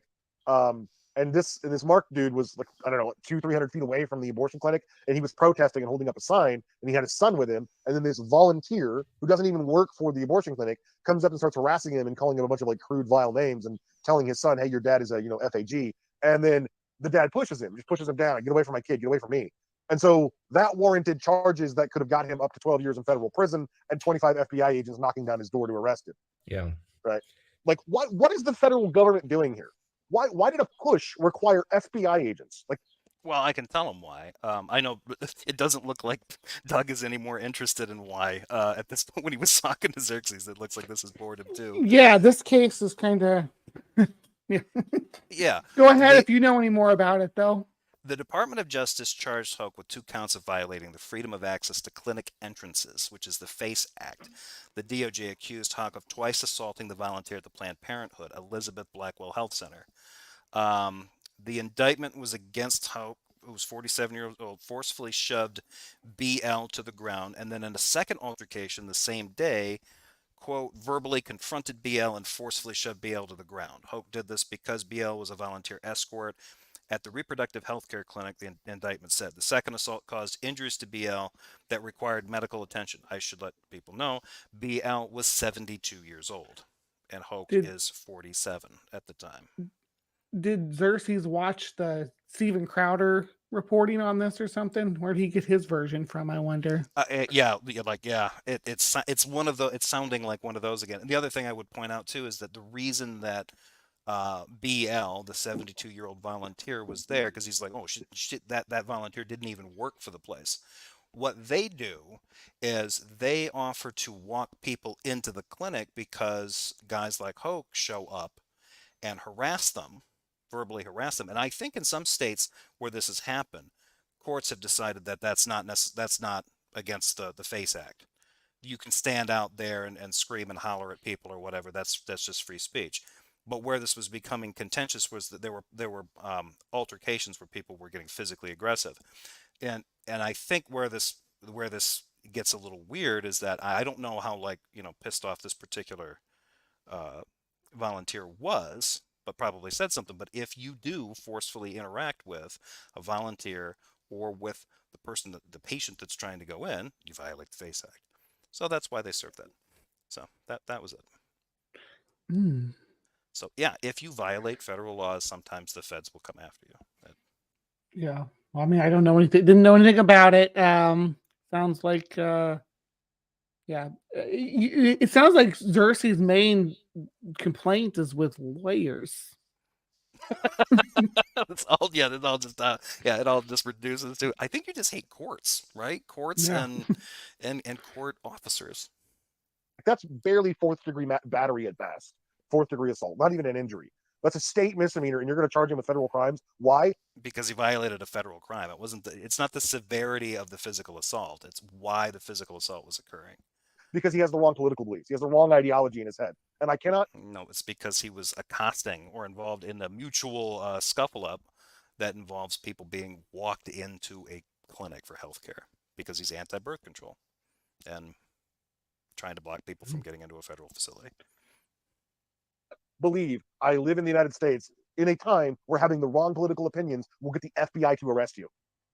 Yeah, it's pretty scary. I'm not sure if this is, I think I remember seeing in the UK, is it? A woman was arrested for standing outside an abortion clinic and praying to herself. Did you hear? Or maybe, I don't know. I don't keep up with the UK because the UK is a dystopian wasteland. there's no hope there anymore. Yeah. Like I gave up on the UK when they started arresting people for tweeting about, like the Sharia police gangs. That What? Oh boy. Oh no, I wonder if he believes in that whole like I can't remember what they were calling that, but they were like the no-go zones or whatever in like London. They were all because they were trying to compare that part of London, these areas of London where there were mostly like people from the Middle East. Yeah, I love this one from Dustin. You can't even get away with federal crimes and assault now. Thanks, woke people. Yeah.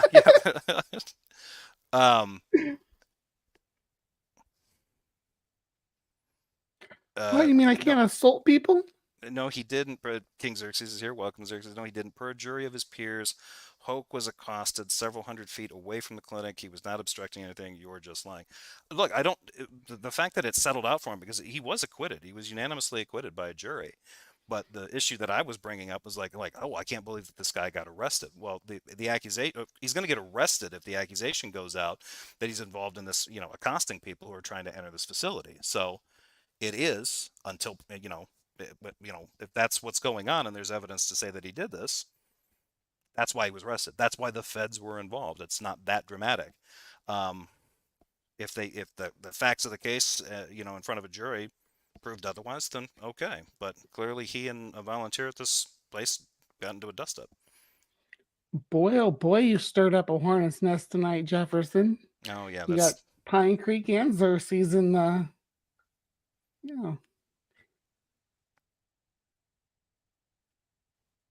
There was no evidence whatsoever. The jury didn't even deliberate for an hour.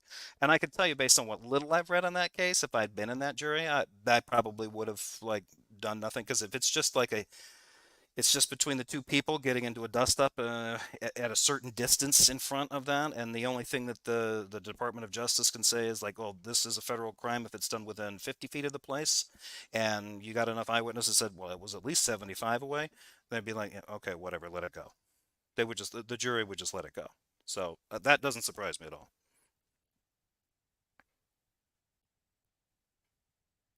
we're a problem. But this is called, I've coined the term feel sorry forism. It's, we need to feel sorry for certain people. And if you don't feel sorry for them, like I feel sorry for them, then you're an evil person. If you're an evil person, then yeah, you should go to jail. This is the mindset. No, just talking about empathy, Doug. And I don't know how to, I don't know. I don't know how to change that type of thinking other than to just erase, just to make people less empathetic or even less sympathetic. I mean, I don't know where this kind of thing comes from because this, like I said, I've been critical of this before. This just seems to me to be a retread of the old, your problem is you're a bleeding heart. You're too soft. Yeah, And I'm I mean, that's not necessarily the case. I see plenty of people in different groups, especially in marginalized groups, that are just assholes. You got assholes in every group. The issue isn't whether or not I think everybody deserves to oh, I'm just going to give them a pass because they come from a bad group. It depends on the circumstances they're in. You give that to somebody in your own group if you happen to be in the majority. I mean, say they're complaining about the other people's rights to discriminate against them for discriminating against people, which is weird to me. If they want to misgender me, then they can, but then people are going to call them an asshole. And they're like, man, all these people trying to cancel me, call me an asshole out here publicly and ruining my reputation.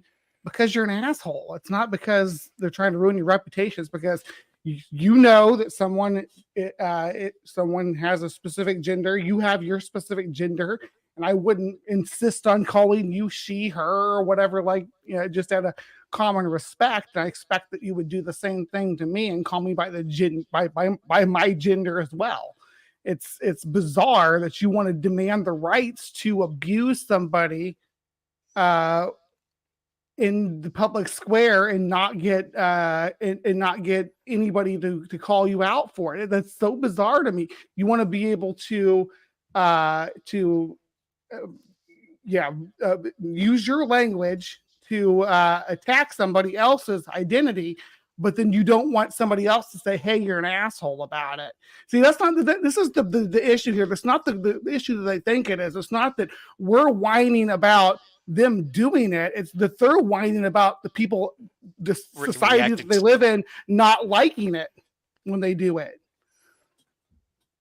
Right. Yeah. And that's the weird, or well, he's mentioned it here, like in the side chat, like words have gender. People, actually not all words have gender. There's languages without gender.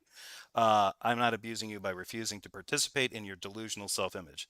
Okay. That's the problem though. Right. So if you're having a debate, which there isn't a debate to be had here. I love how conservatives. Well, hold on. Let me just say that you're the one that's delusional because you think identity is tied to some kind of essence that you can't demonstrate, Xerxes. So you're delusional about there being some kind of physical representation of gender that's immutable. I disagree. I think gender is fluid, cultural, and societal. So you're the one you're the gender realist in this discussion. You're the one demanding that gender is something physical. I don't believe you. I don't think that pans out. Okay, go ahead, Jefferson. I'm sorry. No, it's okay. PineCreek, why is it bad to attack someone's identity using words? Why? I guess I would ask, like, no, it's not bad. It's the thing is that's okay, but you're complaining that other people are saying, hey, you're an asshole. We don't like you. Go away. We don't want you. We don't want to participate in society with you. And you guys are in here whining about it. That's where we are in the conversation. You're a step before. We're already past that. We already said, yeah, okay, we get it. You want to misgender us. Walk on. And now you're here in the side chat saying, no, why are you guys mad at me for that? No, we decided that we didn't want to participate with you. If you want to act that way, that's fine. You don't get to play. Walk on. Midnight, right? Calling each other delusional solves nothing. Yeah, I don't know that it's delusional. Here's the problem. It's deranged. It's not confused, right? I think that Xerxes is, respectfully, deranged on this because he doesn't believe there's any daylight between the notion of gender and sex. They're the exact same thing. Man equals male and woman equals female, and that's just how it works. But it isn't. And if you look at the way most medical professionals refer to it, psychological professionals refer to it, philosophers refer to it, sociologists, anthropologists, there's a difference between the two of them. One is a social, psychological, cultural construct, that'd be the gender, and the other one is just an objective fact about an animal's sexual, not orientation, but their sexual equipment. Their junk. That's it. That's really all it is. It's not, gender is complicated. Sex can get complicated if you're like one of those rare intersex individuals, but that's the problem. So if you think that, okay, this is the correct position, is that there is no difference between gender and sex, then yeah, any of the arguments that you're making rationally follow. The problem is it's a deranged position to take because it's not based on anything that's correct. You would have to then try to make the case that those two things are inseparably different, are completely conflated, 100% equivalent, and then once you've established that, then go on to make your case that, well, what I'm dealing with these people who are non-binary or non-gender conforming in one way or the other, whether they don't even have to be taking on the opposite sex gender identity. They could just be gender fluid or queer. I was gonna wonder though, if you appreciate me saying that it's not bad to attack people with words, then you're like whining about it. And here, you guys both are whining about people attacking you with their words, saying you're an asshole for misgendering people. Cry me a river. Get over it. Nobody likes a transphobe. It's just I don't want to say the words transphobe because I don't want to get into that whole dispute of, oh, I'm not phobic, I'm not scared of you. Fine. gender critical, I guess is the better word. I don't understand what Xerxes means. You need to make the case that one of them exists at all. No, I don't need to make the case. You need to make the case that the case that's been established by professionals in all the fields I listed before are wrong. What we're running on is a definitional difference, and the one is that gender is not the same as sex, according to all the groups that I listed before, from their professional and academic fields and medical fields, and the one that you're trying to make where there is no difference. That's the burden of proof to prove this position is on the people that are trying to say gender and sex they're immutable and intrinsically 100% equivalent and linked. You can't do that. If you're a guy, you wear flannel and you use an axe and you spit and you cuss and you chew and You drive shave with the axe. Right. It's like when I heard a guy actually saying this, like, I'm not going to take my boy to one of these drag shows. I'll take him to the construction site and show him real men working. Like, that's gender performance too. Because what if you get the kid there and there's just a woman up there? It's like half the crew's female. I want to say that Xerxes' avatar is definitely gender affirming care. Yeah, there's a lot of muscle going on there. Yeah. Yeah. It's still okay. cool. Feel good about your masculinity, babe. I appreciate that, but let me feel good about my femininity too, because we live in a society. Yeah, my brother's going to bring it up. I got something about it. What's a tomboy? Yeah, and this is really the thing. Especially when these guys are talking in this traditionalist manner. We've got kids growing up. It's one thing if you got a girl that puts wears her dad's boots, likes to wear overalls, goes out and collects frogs, spends all her time outdoors, hates dresses, does not play with dolls, likes to shoot, likes to play sports and everything. Like, oh yeah, she's such a tomboy. You can have 4 or 5 tomboys, and everybody's like, you are a lucky dad. You have one boy, and you catch him putting on makeup, and what happens? Now, back when I was coming up as a little kid, that kid would get beat up. I sure did. It wasn't makeup though; it was a bikini. Oh, even worse. I got my ass whipped. Yeah, you put me back in the closet for a good 15 years. So yeah, but so it's like there's certain things that, and why do you do that? Well, because girls can kind of color outside the lines because the patriarchy helps. So like at the end of the day, it's cute, but eventually you'll grow out of it, and you'll learn that once you go through puberty, you're going to have to like give some of this stuff up. But now women don't have to. Cisgender women don't have to give up wearing jeans and overalls and going fishing and shotgunning beers and doing the guy stuff. But when a guy engages in ballroom dance in a gown, or in any of these other kinds of kind of traditionally female gender things. Hell, how long did it take for people in this country to accept the notion of a male flight attendant and a male nurse? My dad wouldn't let me be a gymnast.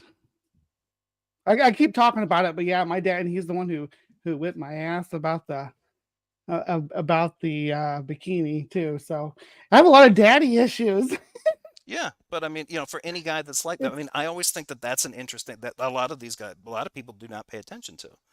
When it comes to girls kind of figuring that stuff out, if you've got a daughter that plays with dolls, cool. If you've got a daughter that plays with trucks and likes to and likes fireworks, and also cool. But if you've got a boy that doesn't like the fireworks but really likes the dolls, well, better tan his hide. Yeah. And that was kind of how it was when in the early 80s, when I was coming up. Like, I mean, and I was inclined more towards blowing up bullfrogs and watching cartoons with especially G.I. Joe and Transformers. I mean, and I grew up to be not at all alpha male,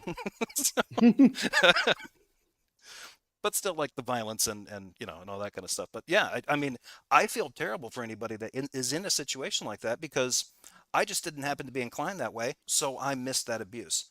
I didn't have to go through all that confusion. My parents didn't have to deal with all that confusion, and so I dodged a bullet. Because I don't know, given where they were in their life, being fundamentalist Christians, how I can guess how they would have reacted if that was happening with me. It would not have been good.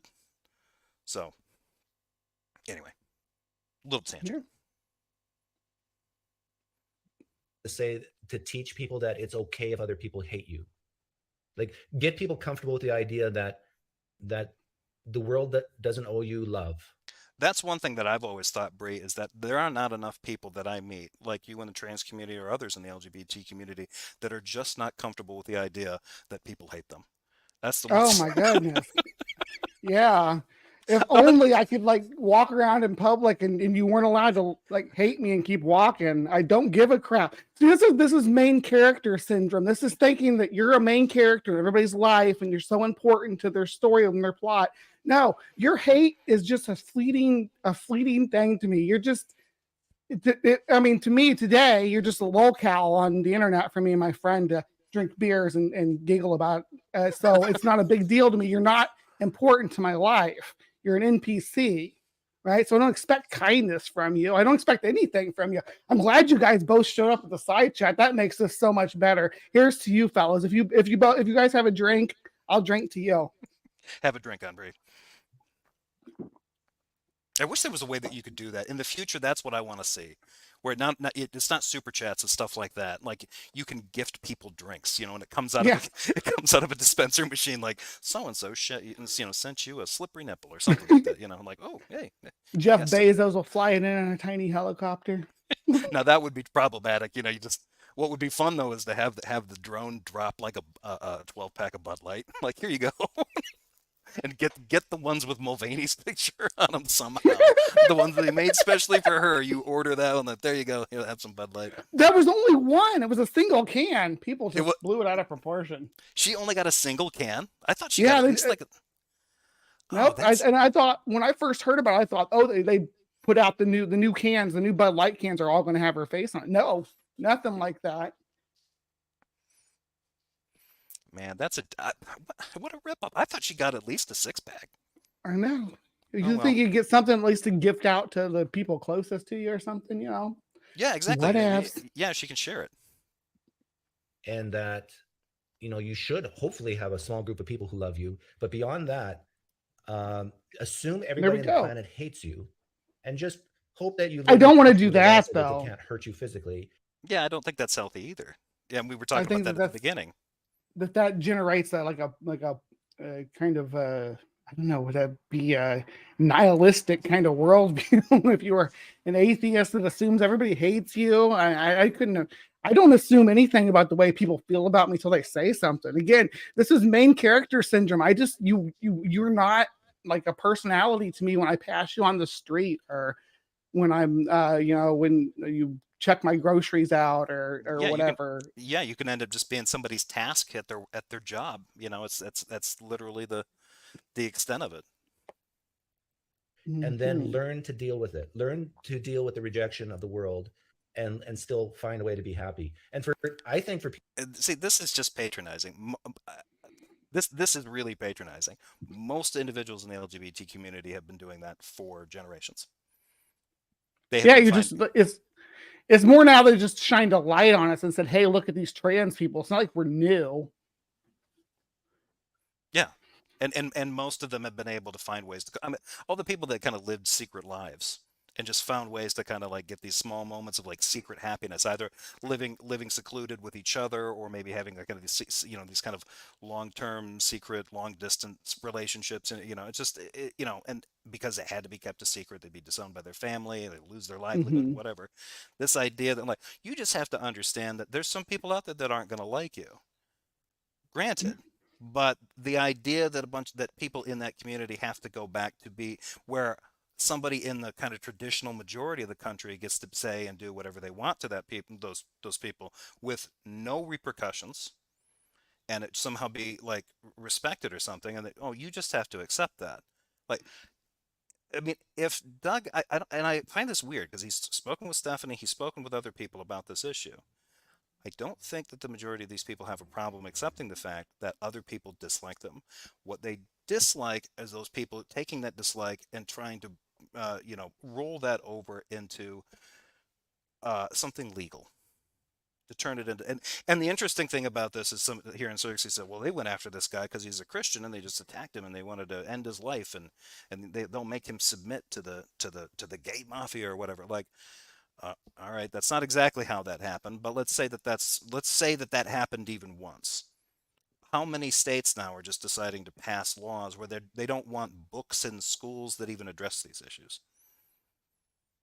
It's gotten so confusing that the teachers, like the teachers have to come and like, the issue isn't that we're assigning these kids this work. The issue is that there's a book like that that has some material, like in the sex ed section, that a kid of a certain age, if they're allowed in that section, can go in and check out on their own.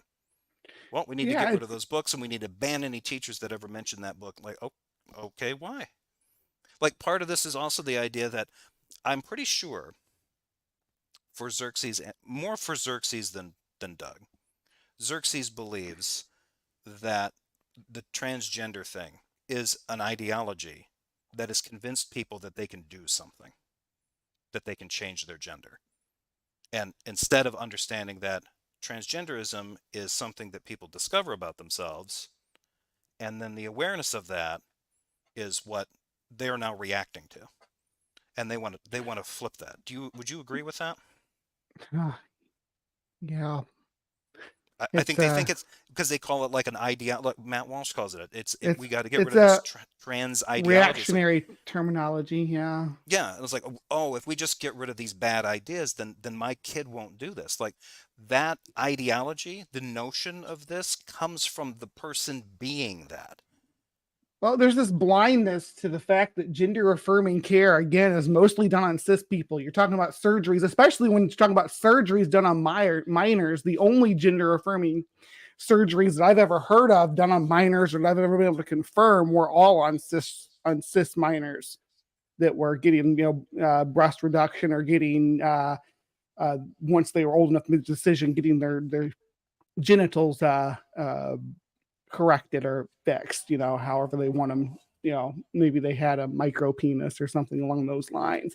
But for the most part, trans kids are not getting surgeries. And No, since when does our society stand on a stand where we stop people from getting gender affirming surgeries? Women have been getting breast implants, men getting taking testosterone, getting hair plugs, all this gender affirming care that we give to everybody. And you want to say, yeah, but we want to deny it to transgender people. For what reason? That's just racism.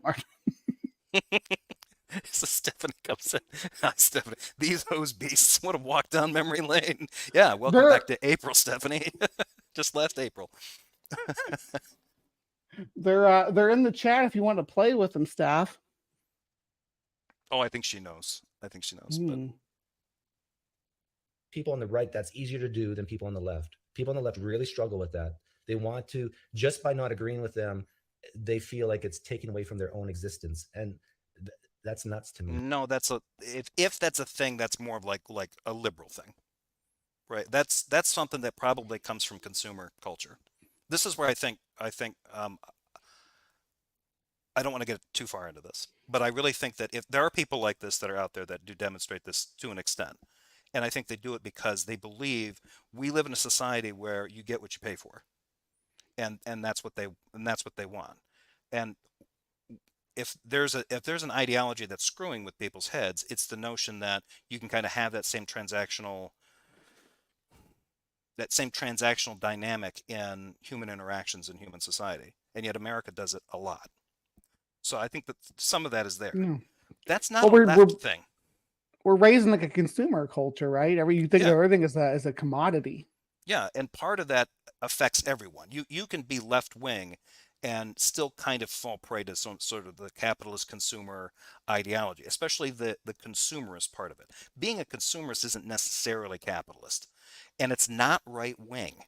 Capitalism is not, it usually aligns real well with right wing because it fits really well with things like authoritarianism. It still can function fine, mostly because you're allowing capital to get gobbled up by a few people, and that works really well in an autocracy.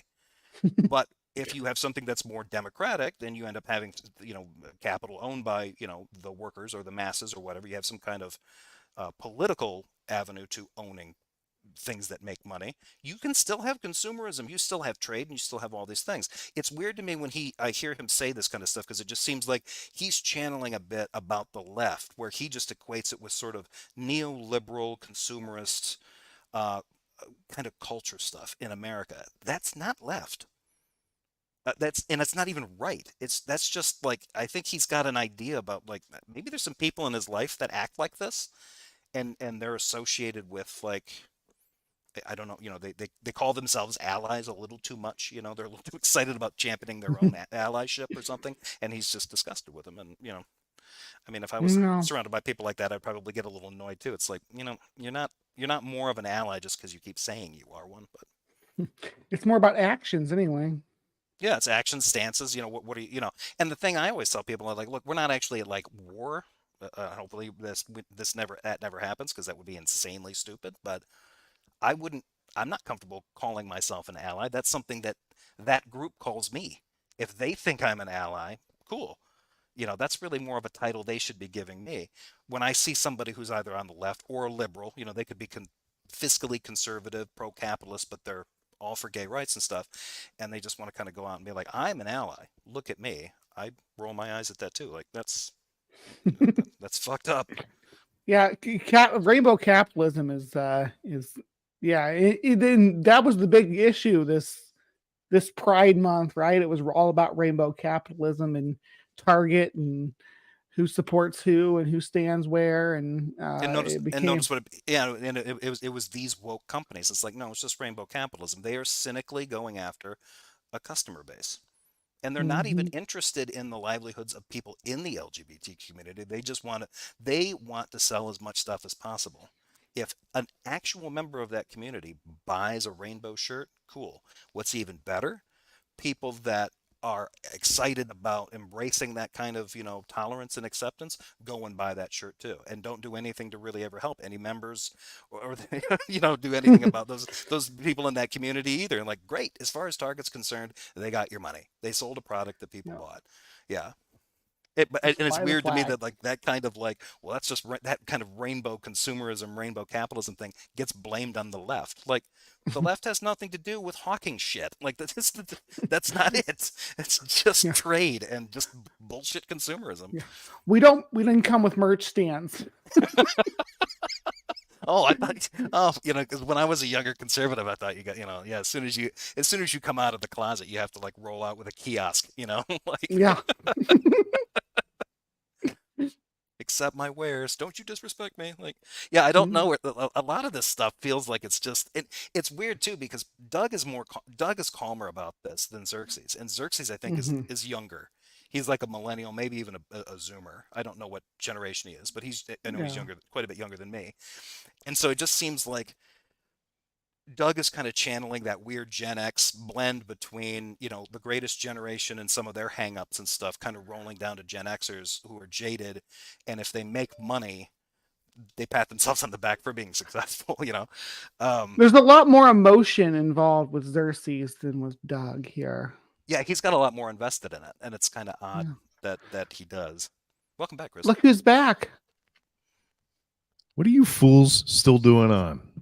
We're not even. We're 4 minutes further into the video when you left. That is awesome. I went, picked up my son from work, went to the grocery store to pick up some basics. There was an 8% increase in our speed of video coverage when you left. That's fantastic. Keep going, brother. Keep going. Did you see that Xerxes showed up in our side chat? I haven't seen it. Is he there currently? I don't know if he's still here. Okay. Is there? He wanted to come in, but this is scheduled to be handled this way. So Time and place. Oh, I didn't see that. I didn't see that he wanted in. I didn't notice that comment. So okay. I don't understand. Like, when I first was sort of exposed to the issue, because I live in the Ozarks, I live in kind of the South. This isn't like a common issue here. So when I first started meeting people who identified this way, I kind of just shrugged it off. I was like, okay, whatever. I'll try to remember to call you she, her, or he, him, or whatever you want me to call you. But then the neo pronouns started propping up, and then the they, them thing started propping up. And here's the thing: I'm a speaker of the English language, a native speaker of the English language. What they're basically asking me to do now is resculpt. It's funny. Hold on. Can we just bask in the fact that Xerxes just used the singular they, and every time he complained about them requiring him to use the singular they? They are demanding that I use the singular they. Honey, come on. Yeah. I don't. The only time that has ever been an issue for me, like if he's going to say like this is a problem for the English language, it is very difficult to write about it. It's not an issue like with speaking it. It can be an issue for people trying to remember, like, oh wait, pronouns. But I think if you know the person and you're getting along with them, you'll figure it out. I have faith that anybody can do that. But it does become kind of confusing. I remember reading an article and it was about multiple people with two of the people they were writing about were they, and it was about their feud with a third person who was she her, and sometimes when they would talk about one of them being with the other they would use they, and then they'd go back to you and like, wait, this is getting kind of hard to track. I'd have to go back and be like, okay, that's the singular they, that's the plural they. Gotcha. It takes some adjustment, but it's not something that I would I have to take extra blood pressure medication for, or I just throw a cup at the wall like this country's going to hell. Like I don't get that reaction. Processes that occur in my mind when I see a particular person, right? Like I don't even think about the pronouns I'm using to describe a person when I see them, and sometimes I mix it up because there are masculine-looking women and there are feminine-looking men, and then all they do, they just correct me and I move on with it. But now at this point, like it's become so petty and vindictive that I'm the bad guy.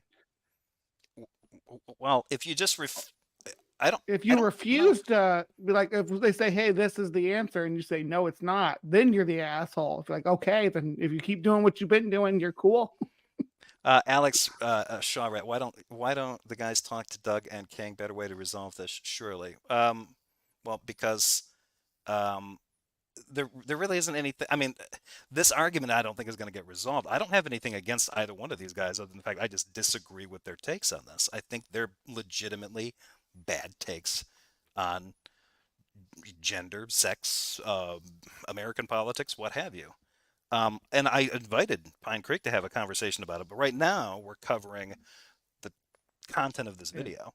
Yeah, this is a video review. This isn't. Yeah, this isn't an open panel. Yeah, if they want to talk about this, that's I mean, hell, that's enough for like a series of videos. If either one of them are interested in that, they can email me about it. I have no problem, entertaining that. I don't have anything personally against either one of these guys, and well, I probably agree less on most topics with KingXerxes now that he's more in the Catholic kind of vein of things. But PineCreek and I agree about some political issues too. Not many, but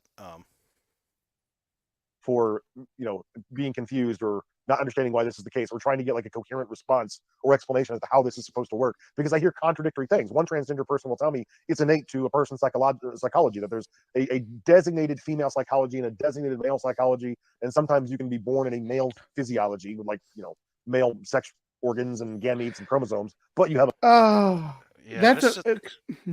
it's emergent, right? Sorry, go ahead. I didn't mean to cut you off. No, you're fine. Go ahead. You paused to say something. I was going to say that gender is just emergent from your identity. It's not the brain scans are going to reflect your self-image of your own identity, is what the brain scans are going to reflect, right? But that does not mean, because if someone's more feminine or masculine with it and staying within their own gender, they may set off some flags one side or the other, but it's all on a spectrum, and that's the nuance that's just being ignored here. Yeah, and I've heard those arguments too about like the brain wiring and brain chemistry kind of stuff. And it's like we're a long way from being able to do that kind of. Yeah. I haven't heard anything convincing. I've heard some stuff from endocrinologists. There is no consensus in the experts or among the experts about there being anything other than what I think a 10% volumetric difference between male versus female brains. Everything else is just very controversial, trying to find an anatomical correlate or neurological correlate to behaviors. What kind of behaviors? Behaviors that are socially considered a certain way. Well, then they're social constructs. Okay. Well, then what is it that we're looking at when we're looking at brain structures? Is it really social constructs are in the brain? They trigger when you're in certain social situations that we can't it's hard to lab test for those, right? Sorry, Chris. I Yep. keep stepping on everybody, but you say things that make me want to respond. No worries. No worries. Yeah, I mean, it's just my point being is just there's no consensus that there are clear sex differences other than this slight volumetric increase. And I don't know whether that's accounted for proportion, right? I don't know whether it's because it's corrected for as far as height and weight. Of female psychology, right? And that's kind of easy to understand, I guess. It's a little weird as to how you would test that, but I guess that works. There is, but then there's the flip side, which is that there are no, essential characteristics or properties to being a man or a woman, and it's all just a social construct. Well, it's interesting, like testing for these things. Some people have sent me stuff, and I've talked to other people about this. fMRIs, you can see certain areas of the brain light up that are more similar to females, and other males are different. But the thing is, when you start testing, let's say butch females, tomboy girls, are they any different than, let's say, a trans person? And then if you can actually find a test to say for sure that someone has this dysphoria, or let's say with a 95% confidence level, you could actually use that and say, okay, your person X cannot go into a... This is just bad science, right? This would be like, okay, if you ran this on kids and you found out, just like what I was talking, you were gone, but we were talking about, I made the example of like, if you've got kids growing up, girls are allowed a lot more flexibility with messing around with gender roles, just in our culture. If she likes dolls, great. If she likes dirt bike riding, also great. If the boy likes dirt bike riding, great. If he likes playing with dolls, smack him. Yeah. This idea that you'd like, oh, well, what we can do is hook them up to an fMRI, and then we find out exactly the amount of like tomboy in the girl, like, and then we'll just call let's that, find like, the metachlorian level. We'll call it the cletus function of the brain. And it turns out my daughter was 75% more cletus than my son. He wanted to, mess around with hair care products and get clothes and stuff. And she wanted to stuff firecrackers and bullfrogs and watch them explode, So now that we've discovered that, now I think we can incorporate, like, this would never work. This is just, I mean, he's Also, essentially kind of amazingly childish, right? The only thing that comes close to anything like what Doug is talking about, and I think that he would be the first to admit that this is folly, right? At least I would hope so. I would hope that he recognizes that this is like an extreme sci-fi version of addressing the topic. But fMRIs have been used as super expensive translators for humans that have locked-in syndrome, which is the case where you are conscious, but there is no way for you to communicate that you are conscious to anybody else. For those people, when they're put into an fMRI machine, and this is kind of what Doug is trying to say exists in sex differences in the brain, which again, there is no consensus on, and this is not, it's controversial. I'll just leave it at that. But if you envision playing tennis, you're activating a certain part of your brain that has to do with motor neurons, right? And that's a very distinct and predictable part of your brain that's activated. Then if you imagine walking through a house, which taps the spatiotemporal parts of your brain, right? You can literally have people with locked-in syndrome answer yes/no questions by answer yes by thinking of tennis, answer no by thinking of walking in a house, because those very distinct parts of the brains light up. An fMRI can be used as a super expensive translator for people with locked-in syndrome. It seems like Doug is trying to use that analogy in some weird sci-fi fantasy of determining who truly is trans or not, or cross-gendered brained or not, because of the distinct pattern of activation. just trying to think like how bad that would be for a comedy bit. They're just like trying to look at it, and they're trying to do something like what Doug is like. Well, let's try to determine the sexual orientation of this individual. And it's like, okay, tennis or walking down a hallway? Tennis. Well, I don't know. The way tennis is lighting up there seems a little bit gay. Let's I make an assumption. just want to let you guys know I actually have to bounce. I got a premiere happening. But yeah, we're about 2 hours, so You're a trooper. Yeah. Are you all going to continue on? I think I'm going to hang until he kicks me out. Godspeed, soldiers. Yeah, thank you very much, Bree, for being here. I appreciate you taking the time to do this. I know you got your own channel to do, so I thank you for spending time with my stuff. So Love from the hive. yeah, take care. Good luck. I will try to catch your premiere. Well, I'm not going to catch it live, but I'll probably catch it afterward. So All Good right. seeing you. Okay. good night. All right, Chris. It's just you and me. Here we go, Bob. Let's do Woman's this. bathroom, unless they've had this test done and passed it, and then they get a little card saying, "Yeah, I am certifiably in my mind female gender, so I can To go the and see this." standard How many? of Doug. To the standard, but even then, say that happens, then you're going to end up having people like, wait, are you she-brained or he-brained? Oh yeah. You know, because then they'll be Yeah. like, oh, well, I've got a he-brain, but I have female genitals, but I identify as she.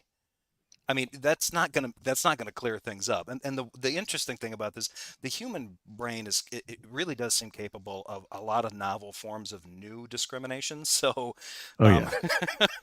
I'm just like listening to him try to explain this, and I'm like, okay, maybe there's something wrong with me because I'm like, no, I can find a way to be a discriminating douche about that. Yep, I can do it. It's a burden, a curse. Maybe I'm Italian. That seems like an Italian thing. You might be an honorary Italian, man. I'm loving this. Well, there actually is a lot of Irish in the family tree, and they're, as far as I'm concerned, Irish people are. They're pretty fiery. Not anymore, but traditionally, back in the old days, especially the Irish that came here, traditionally associated with not being kind to others. So, thanks, Bree.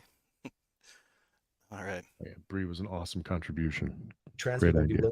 do that test and risk that they're not who they think they are.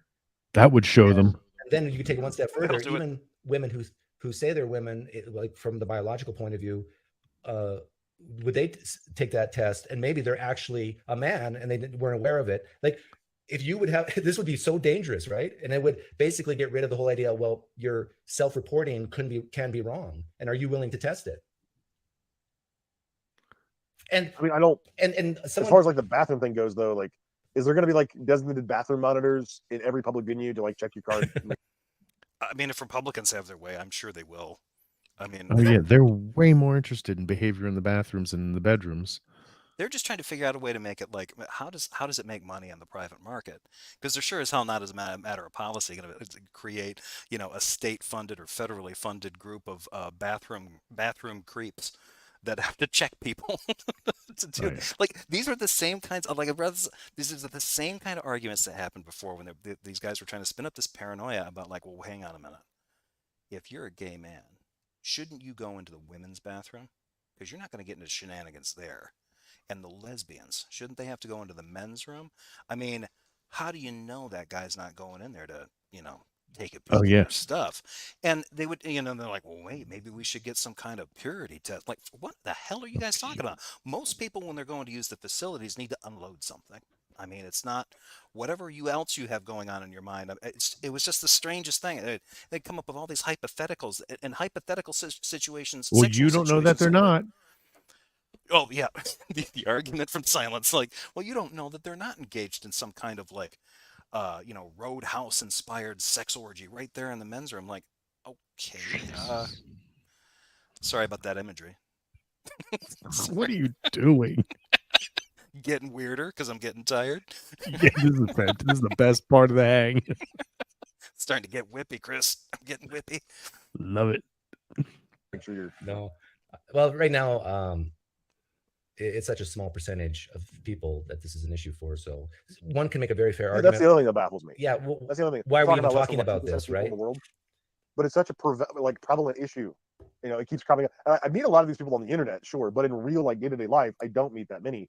I did encounter a few of them Exactly. It's usually an issue that pops up online for a lot of people that are terminally online, because they're online talking about the news, and a lot of our news, especially in the US, is driven by right-wing groups that are really pushing a lot of stories about this, because that's why it's called a culture war.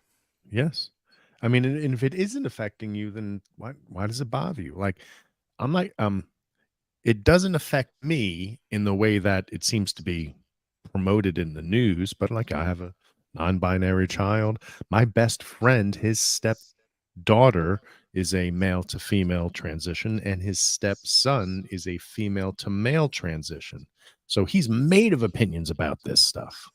Yeah. But he doesn't sound like this. Yeah. And I think that's the weirder thing, because even for me, like, I don't, if I'm online and talking to different people, I'm going to run into people who are going to react to things that I say, not based on the fact that they know me or they know me Yes. as a person. They know me as a content creator. I might as well just be a TV show. So if Yeah. they want to holler at the lack of plot or the crazy tangents or the dated pop culture references or the blinkered Or the ignorant. imagery that you evoke, the later the hang gets. Yeah. Any of that kind of stuff is fair game as far as I'm concerned, because they can always change the channel, tune out, they can do whatever. I mean, hell, they Yes. can just criticize me for like, hey, you're on too long. I never see your videos. It's like 3 weeks in between them, and then when you are on, you're on for three hours, and then you piss off for a month. Like, what the hell's your problem? Any Mhm. of that criticism, I don't take any of that personally. So he's sort of admitting here, like, well, when I'm online, I hear this stuff a lot, but in my real life, like, exactly. In your Yes. real life, you're surrounded by a smaller circle of people who know you. And that's why this really that doesn't come up. And if it did come up, if he had to deal with a relative, or a close friend going through this kind of transition, he'd be talking, even if this was happening, he'd be doing this a lot. He'd be going through something very different now. Yes. The way he's talking about it is he's projected he's made some emotional investment into this based on what he's heard online, and it makes no sense to me. Some emotional. I took notes. He said that at first he was confused and frustrated, and now it's just hatred and anger. I'd Hmm. say he's emotionally invested. Xerxes, that is. Yeah, yeah. Because Doug came here to tell us that, at certain points in the video he was just bored. So it's emotional investment to some of this conversation. But Yeah. And Doug's, I uh, mean, I respect that about Doug. Like, he has no fucks to give. He's just like, yeah, I don't care that you think that I'm a wimp or that I'm whatever. yeah, There's a yeah, part of it that I respect, but there is taking it too far aspect of it. yeah. They protest not too far from where I live in the city. I don't know what they were protesting, but I will say that, like, if you wanted me to not be apprehensive or repellent to your movement, you probably should have picked better looking people. Like, some of these people are just genuinely disgusting. Like, I can't control Yeah, how repulsive that's what I they said look to earlier. me. Yeah, It's like if I'm watching a person eating like a bowl of live maggots, right? Like, imagine how you would feel if a person ate a bowl of live maggots right in front of you in your place of work. I want Petty, to. petty bullshit. I wonder, is he the kind of guy that saw, like, this is going to be bad, but I'm gonna There fuck we it. go. I'm gonna go for it. Is he the kind of guy that got discussed? Like, if he went to a carnival, like an old school carnival, and saw the gimp, the guy that's just like, it's usually somebody with some kind of mental disease, bites the heads off rats or chickens or whatever, Hmm. and his first instinct is to kick that guy, or is his first instinct to maybe, like, hey, somebody should take care of that guy. Maybe even me. Maybe I'd be willing to help take care of that person. Or maybe I'm not qualified. Maybe somebody qualified needs to take care of that guy. Because I really kind of wonder about this. Because this is going back to the whole, as far as I'm concerned, the trans thing is just this thing that I see happening in front of me that I find visually unpleasant, to my Yeah. subjective sense of whatever, beauty or hotness or whatever, and I want it to go away. Perfect. You could use the exact same thing and say, you know what? I hate the sight of anyone who's heavier than 100 pounds. Everyone Oh has yeah. to be thin. I just hate anybody that's even remotely, and they don't even have to be. I want willowy people everywhere. Otherwise, they just need to go away. Right now, I'm just using the exact same thing. He's Yeah. turning this into, like, these people are here performing in front of me. No, that's what Hey, they're if doing is middle-aged white dudes want to be heard, please don't have a balding representative because they're not good looking. good point. Good point. Yeah. If you don't have enough hair to be making those views out there. Um, Shave it this off. this is so superficial, and so, like, well, I'm not seeing any attractive representatives from this community, so what I am seeing, is kind of off-putting to me for some reason. And, like, okay, but why is it off-putting to you? Is Yeah. it off-putting to you because, like, it would be off-putting to me to see somebody suffering in an alleyway, or clearly under the influence of drugs in a dangerous, those would be, he's like saying, it's like I'm watching somebody eating maggots. If you were watching somebody do that, you were probably watching somebody have some kind of breakdown. But Clearly, is it that? I mean, that's the part that I find so petty. Like, you find someone who's unattractive the same as watching someone eat a bowl of maggots. Yeah. I've met some ugly motherfuckers in my life. I don't think I don't think that analogy holds for No. me. Yeah, no. Yeah. Yeah, that's strange. Or just out in the public, and then like you're like, "Ew, that's gross. I don't want to be a part of that." You walk away, but then you get told you're the bad guy for being grossed out by that. You know what? I'm going to make a guess here, but I bet you anything, if you were to rate transgender people based on looks, and then get an average, and say anybody above a 5 in this group, anything below a 5 in this group, I bet you'll find more right-leaning transgenders that are better looking. Because they probably make What? What? That How would doesn't. So Caitlyn Jenner is I don't know automatically what to do with that. what on earth? I'll bet you that the tribe that I'm in, if you separated the people we're talking about into the tribes, the tribe that I'm in would be the better looking version of those people. That's sort of affirming that the gender is a construction. Because if they subscribe to this political ideology, they can pull off that look. That is That's a something terrible. else. That's an argument that makes the case I'm making. Thank you, Doug. You know who made a really attractive woman in drag? Johnny Depp. Is that right? Yeah, there's an episode where and they've really got him dressed. He kind of looks like a Stepford wife or something, the kind of poofy wig kind of thing, Mhm. and he's driving a car. And I remember seeing it was like an episode of 21 Jump Street from years ago. And I remember I wasn't watching the episode. I think my brother was, and I walked through, and the scene comes on, and it's just him behind the wheel, completely in drag. And at first I'm like, well, that's an attractive woman. And then I'm like, blink twice. I'm like, well, yeah, it's Johnny Depp in a wig and a sweater. Johnny Depp's the best looking woman I've ever seen. It was like, wow. And that's just when he's dressed as a pirate. Yeah, he's still pretty. Yeah, it's a beautiful man. And he's made out of whiskey and red wine at this point, and he's still pretty. Paul. His skin falling apart. He doesn't give a shit. He's held together by like my musk, attitude, and red wine. He once smoked all of Eric Roberts, and Eric Roberts just reformed out of the ashes. But yeah, you can't make that guy ugly. Hell of a thing. He set him on fire and just did him as a bong rip. more of an effort to pass is the thing. Like with the left leaning, it's just accept you have, like the left leaning people have the body positivity movement too, which blows my fucking mind as like an ex-fat person. Like I missed the mark by a few years. I should have just waited, and then I would just been beautiful just because, whatever. Well, I don't know if it would apply to me because I'm a man. It's these, fat is beautiful people are usually always women. As a matter of fact, I can't think of anybody at the top of my head who's one of these fat is okay or fat is healthy people, and they're not women. It's like exclusively women who preach this. Yeah, it's because I want to be loved. Right? It's all based on that. I think the reason why they're trying to get away from that kind of stuff is because taking that attitude against people who are overweight tends to have the exact opposite effect that you need. The kind of disordered eating, disordered relationship to food, drink, whatever. That's exacerbated when you try to make it into like, the kind of stress you end up putting on somebody to be like, oh, cheese for a snack again? Oh, I don't know. You're looking a little husky. It's weird to me that these guys kind of want to go back to the days when moms used to tell their kids that. Well, you have seconds and you'll become stout, and then you'll never have a husband. Like, what the fuck? It's perfectly acceptable to go throw up lunch. You ate too much. Yeah, exactly. I mean, magazines have been around long enough. Girls, fix it. Like that's what it sounds like. Yeah, exactly. It's just this is so old fashioned. Like, and I know that Xerxes has admitted that he's from the South. He grew up in the South. But damn.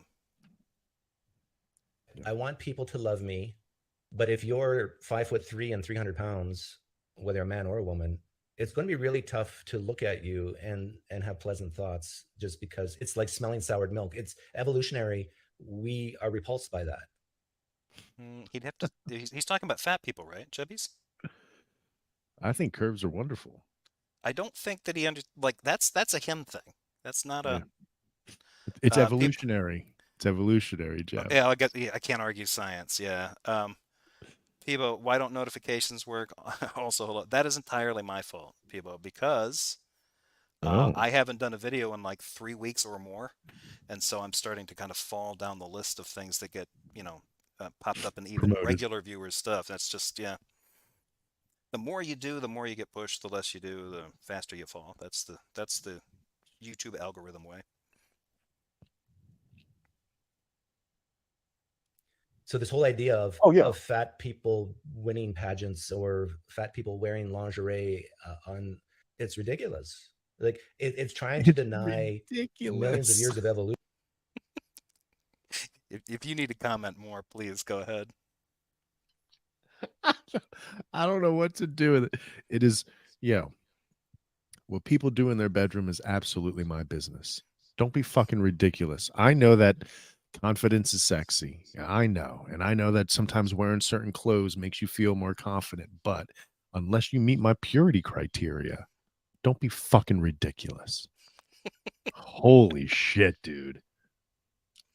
Come on. Peebo says, wait, has he not even looked at other societies? Tell the fat thing to a Samoan. I dare you. Yeah, exactly. Exactly. And this, Yeah. For the sake of love. I love this. I love this from well, it's Stephanie. also just Yeah. Stephanie. I have been told you guys. Yeah, I know. She was I like, know it gets worse. Just It's moments like ago, she was yeah, like, it's it just gets like worse. wait for it. Boom! I told you. They Jesus. said the same thing about straight women. Like, yep. Stephanie's been on Everything's point. very gendered and along gender and political lines Yeah. in these headings. like another thing is that it's not just about like love per se, because you know something that you'll hear a lot in these sorts of conversations about beauty standards, and especially like whether or not I should be expected to be attracted to a certain person in spite No of one's expecting particular you to be characteristics. How would you be expect? Oh, I think I know what he's doing there. I think he's trying to get into that whole maybe resurrect a little bit of that super straight controversy. I think What that's was what that? he's. So I Or didn't or know is it so controversial you don't want to get into it? It is late into the hang. You're a little loopy. I expect you to go deep into it. Yeah. Well, yeah, just go ahead and go off a tangent. I'll turn my Do it. camera off and I'm nod right off. here. I'm drawn. I'll support you. It's all good. I didn't know, I was late to it, and then when somebody explained it to me, essentially there was a little bit of a thing that went viral where a guy, I think, did a video, and he said he had been talking to a friend or friends that were trans, and they got into the conversation about whether or not he would be attracted to a trans woman. He's a straight guy, Okay. and he said no. And I think the friend or the friends said that made him a transphobe. Okay. And he was just like, well, I don't understand that. He's like, I wouldn't be attracted to, I mean, I might be attracted to them as a woman, but maybe like as a sexual partner, I'm not willing to have sex with somebody who's like a trans woman. And so it turned into this whole thing. And then I guess he wrapped up like his rant or whatever with kind of, and I don't know that he was like off base or like politically driven or anything. I think this is like his thing. He described himself as super straight. The idea that he was like he's not just attracted to women, he's attracted to females, like the no trans women, and it became this thing that picked up, and so a lot of transphobes, from what I heard, started using it as a way to like trigger people. Oh, And it was just, awesome. but this thing where he's saying like, hey, you can't, if I tell you I'm not attracted to that and you tell me I'm an asshole for it, that's when he said that's what prodded my memory Okay, there. because that was one of the things that I was like, who's arguing that? Right, What is right. he arguing against exactly? And again, that's only how that whole super straight thing has ever been described to me. As far as I know, it's a great big nothing burger. Okay. Like I don't know that anyone cares about it. All And of this it's is a great since big nothing. yeah, it's just like, well, what did she say? Stephanie, misogyny. You're soaking in it. Yeah. Yeah. The very palmolive of culture. It's interesting too to hear about some of this kind of stuff because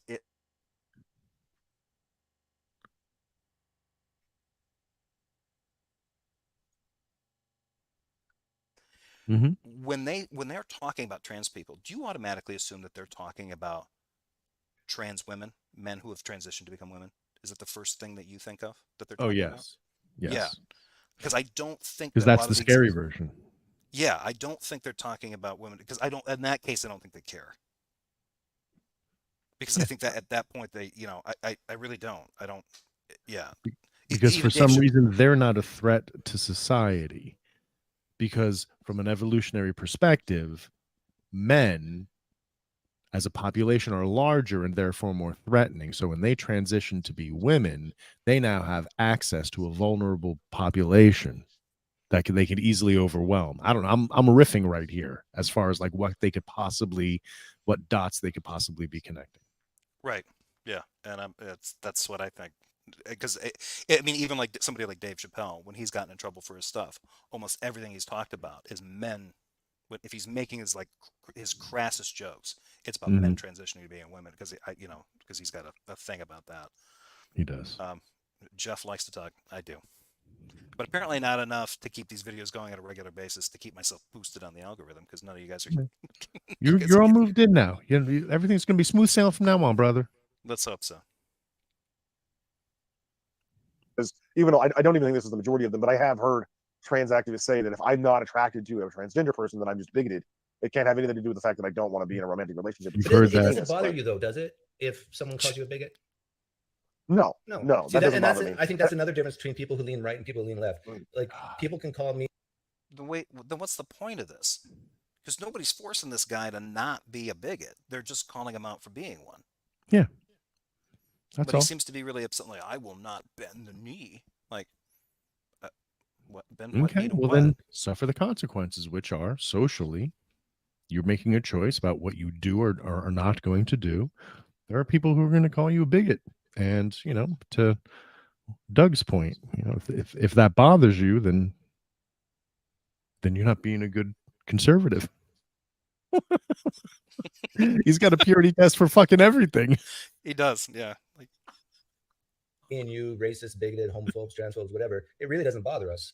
But it does bother, like if I was to call someone on the left as you're hurting kids and you're the real racist by having these low expectations of certain races.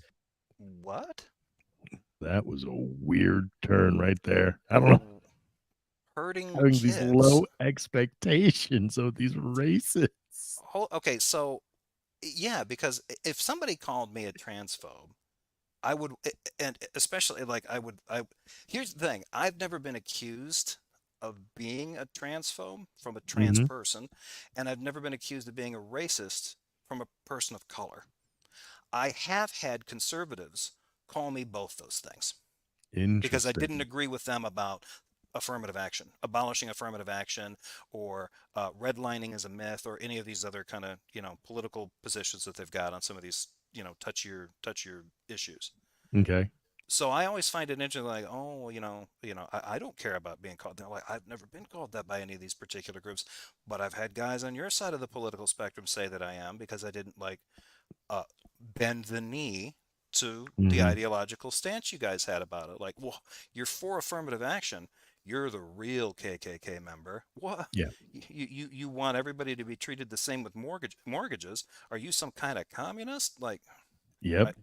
doesn't that make you a racist? Because communists, Well, yeah. they're racist too. Like, what the like? It's just constant stupidity He's in arguing against a strategy for argumentation and just aligning it with his non-tribe.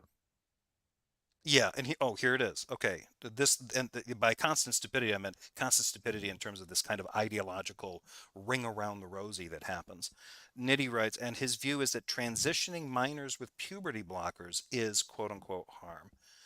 I wondered where he was going with in terms of that, and that is the thing that ticks me off about this because there's an enormous amount of misinformation about puberty blockers happening, and it's gotten conflated with any kind of just all of gender affirming care. Now, in your, in anybody else's case, if it's your family and you're dealing with an individual, say you have a daughter or a son, and they come up to you and they're prepubescent and they're like, you know what, I don't think that I'm a boy, I think I'm a girl, or vice versa, Mhm.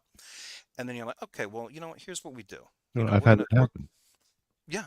So Hmm. you try to get them some help. You try to get them into therapy and have them happen. Now, hypothetical situation, you take your, let's say it's a son, you take your son to the therapist, Hmm. spend some time with the therapist. After 6 months of therapy, realizes, you know what? It's not that I thought I was a girl. It's just I thought I was the wrong kind of boy because I was into some of these girly things.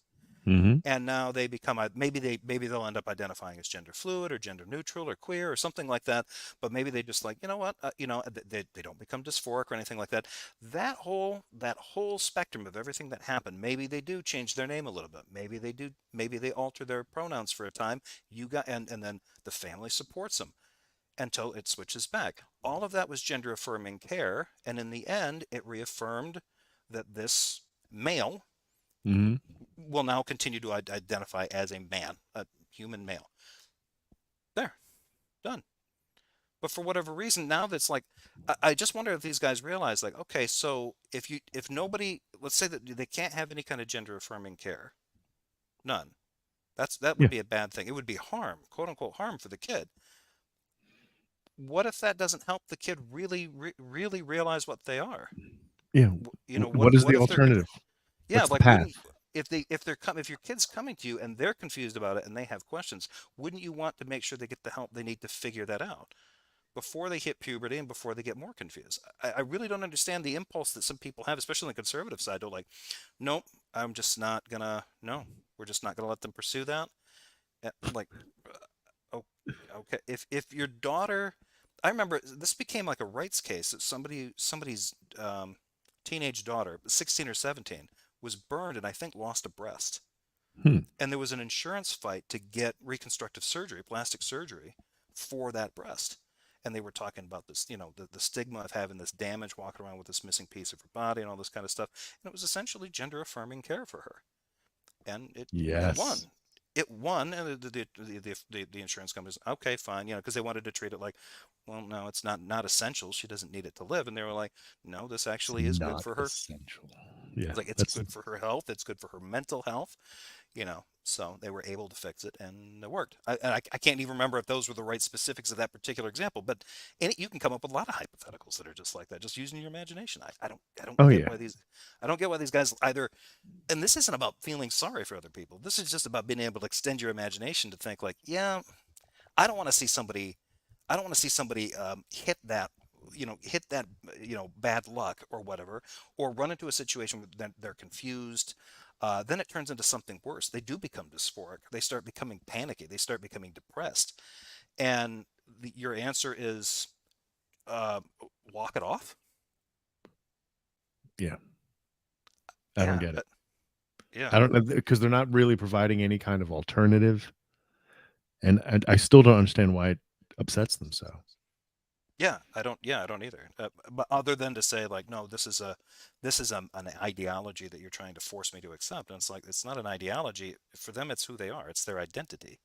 And that Yeah. ideology BS was the And same thing also that was just happening with. because I mean, aren't we old enough now to realize that there are the things that we can't imagine can and do fill libraries? Like just because we can't like, oh, well, extending that right to that group of people, I don't see why it would do any good. Or I can't, see any harm in not having it. Right. That doesn't mean much because laws aren't built based on what you can fucking perceive, right? Like that's Yeah. just it's like aren't we old enough to be like it may have value in some area, I'm just not in that area. I mean, I would accept that more than what they're saying currently. I don't know. Right.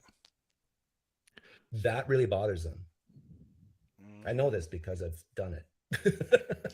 It would bother me if somebody is trying to tell me that me advocating for all of gender affirming care is telling me that I advocate for the harm of kids when I know doctors that know what's best for these kids medically, and I'm in the same position that Doug and Xerxes would be in.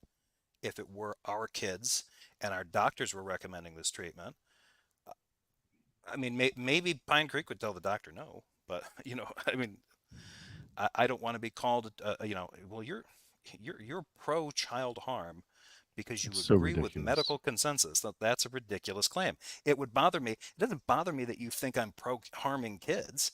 You can think that about me if you want, but for that reason, that's just objectively odd. I don't know. I think that like we don't really as far as I'm aware, most of the people that I'm on the right, we don't really care about what people think about us, like the way they talk to us. What we're more concerned with is That's sort a of lie. the legal and social implementations they try to put into place to either completely remove us from the public domain or make it extremely difficult to express our opinion on the matter. Like, That's interesting because that seems to be a common complaint. Where have I heard that complaint from? Oh yeah, the LGBTQ community. Yeah. Remarkable. the obvious censoring going on like YouTube and Facebook and Twitter and stuff like that. Yeah. Like we're just not allowed to have our opinions in the Jefferson, public I domain. hate the fact that we're being you know what treated happened? like the LGBTQ community. I mean, when it happens to them, it makes sense because they're not us. But for us to suffer, They're ugly and we're hot. They're dumb and we're smart. It's supposed to happen to them. It's science, Chris. It's we're science. good conservatives. We're prettier than them. We know how to walk a catwalk. We don't get work a bikini. insulted. We're Vulcan and stoic. This is the way that things should be, and we make lots of money. Get on the fucking program. Despite our disdain for mock outrage, we're wallowing in it right now. Sorry like- for Christians on this. Like Christians have been, I really believe I've gotten away with saying things on YouTube that a guy like Mike Winger couldn't. Like he's been blocked, and I think he even had he was in YouTube jail for a week or a month in the past. That's because Mike Winger has some really bad takes on LGBTQ issues. Horrible. I don't know who ones. this is. He's got a decent sized following as far as being like kind of a terminally online minister and like an apologetics guy. Okay. Yeah. I can't remember what the name of his channel is. I think it's the same name as like his ministry in church, but he's a pleasant looking guy, pleasant enough talking, but like anytime he goes into like LGBTQ things, they're horrible. He can't even reconcile the whole like the notion of like a Christian who is gay wrestling with the whole, well, is it a sin for me to desire people of the same sex, or is it a sin for me to just do it? And he just waffles on that one. Like, I mean, like so many other, like I think with the Catholic denomination, they're like, no, just don't do it. Yeah, feel what your feelings are your feelings, whatever. I mean, we all have feelings, right? I mean, who doesn't? But as long as you don't do it, then no harm, no foul, right? Here's your say your prayers, get the hell out of here. But if you're in certain evangelical circles and they really take Matthew seriously, like, yeah, you've been told not to do. Yeah, cheat on your wife or something like that. But I'm telling you, if you look at her with lust, it's the same as doing her. That did me in when I was a teenager, man. Yeah, I mean, I had some. Yeah, everything got pregnant in my imagination. But I'm definitely going to hell. There's no way getting around that. Yeah, so I mean, if you are a committed Christian and you are gay, then you have to be like, oh, Matthew is fucking me up. I'm done. Oh yeah. I can't help what I'm attracted to, and I guess I'm going to hell because of what I'm attracted to. And they'll be like, well, yeah, and then they've got to find an apologetic around it. So that like, yeah, maybe Jesus did mean that, Matthew, but read John, you'll feel better about Jesus. You'll feel better about cheating on your wife. You'll feel better about your urges, whatever they are. Don't tell me anymore. I don't want to know. I'm not your doctor. I'm a priest. God damn it! Just get out of here. I'm not a doctor. I just play one on TV. Say 4 Hail Marys and go, my son. Yeah, and take an aspirin. Something. I don't know. Take an aspirin. And call me in the morning. Aspirin and some Hail Marys. Oh yeah, and some Southern Comfort. Like, what do you want from me? What do you want from me? Yeah, the pastor / priest that has just given up. Like, do you remember when you cared about this job? No, I don't. I ain't never seen Jesus. Slipping Jameson into the cup, into the blood of Christ. And that's good, blood of Christ. I've said way more controversial things than him, but I think because I'm an atheist and an atheist channel, I get away with a lot more compared to Christians. Yeah, no, I would agree with you that like Christians are they can't get away with saying pretty much anything these days anymore. They say, yeah, I don't really approve Like of if like gay people, and they just get destroyed.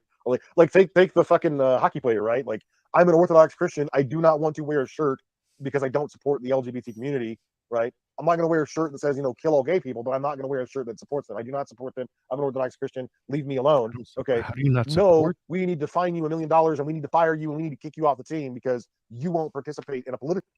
I think he's I think he's really oversimplifying that. I think that guy violated several terms of his contract, which was why he was Yeah. fined. Yeah. And this He is works interesting because he works for. He's an agent for a company. It's like, is that hockey company? Does it have any kind of public, political, democratic mechanisms in it, or is it Mhm. just contractual? Like he exchanges his labor, he can hockey good, and he Yes. gets paid lots of money by this When he private. hockeys. Yeah, he does the hockeys, and then when he does them, he gets paid well. And then when he doesn't do the other things that they want him to do, like wear the shirts and the doing of speeches, and he's like, Yeah. I'm a Christian, won't do it. He And they're doesn't want to like, support the people that are doing the gay yeah, because bad. he just wants to do the hockey. Yeah, then they're just like, pay us $1 million, bad hockey guy. You're doing hockey wrong. So yeah, I love this. Like, I don't care if he's a fascist as long as he can score the touchdown. Like this is Yeah. the same kind of thing. Like, What the okay, hell? Yeah. yeah, like I'm not Please. walking out there with this. Uh, I mean, it would have been more respectful if he had just been like a rainbow. No, why not? Because the pink and the yellow clash. I'm just not. I don't have that kind of skin tone for that. It'll like, make me look red or something. What? Like, wait, you don't Red. support this? You don't support this community? No, I don't. Like, that's a fucked up thing to say. And Yeah. what a weird stance to take. Like, Yeah. dude, just Hey man, I don't support them at all. I don't think they're human. I would love to spoof this in a movie and just have it be like, "Hey, you guys are going out with the pink ribbons in support of breast cancer," and you got that one guy like, "No, no, I do not support this cause because breast cancer is for breasts that failed. It's God deciding your breasts were not Holy good shit. enough. I do not support those breasts anymore." Evolution dictates. This Breasts is- that survive do not get which- cancer. But it would be that guy. Like, where did you get this guy again? We got him from a gulag in Siberia, but he hockey's good. He's got some fucked up I opinions didn't realize about you were allowed to smoke everything. cigarettes in the locker room. Yeah, I don't know. He was a bit trade. He smokes them when he sleeps. I mean, what do you want us to do?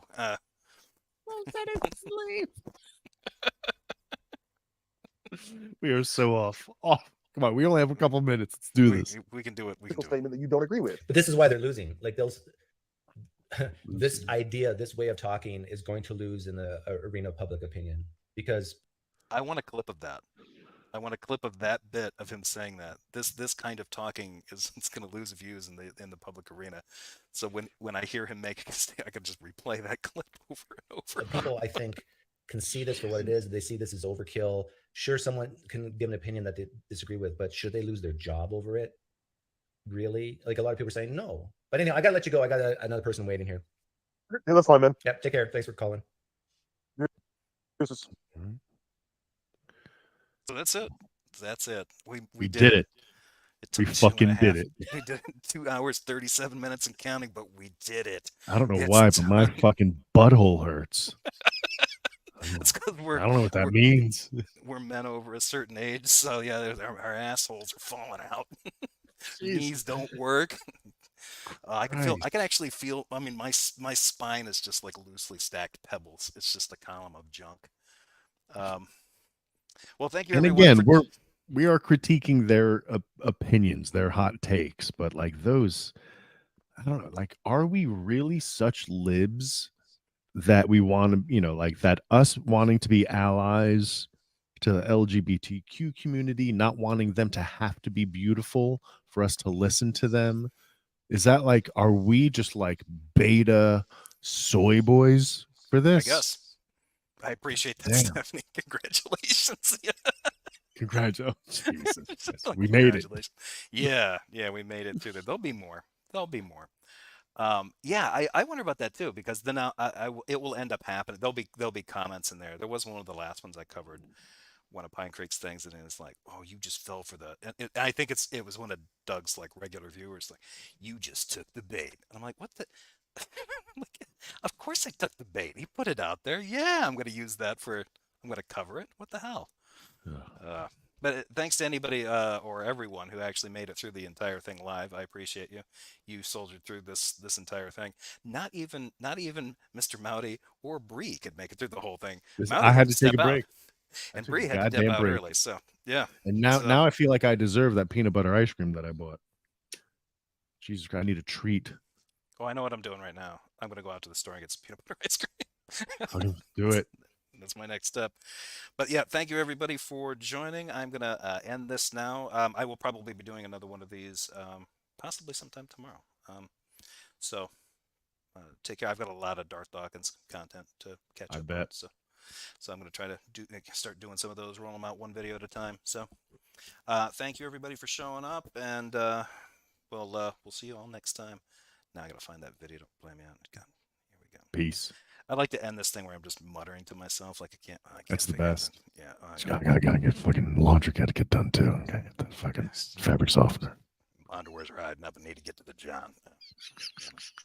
All right. Peace out, everybody. Shouldn't have had that last donut.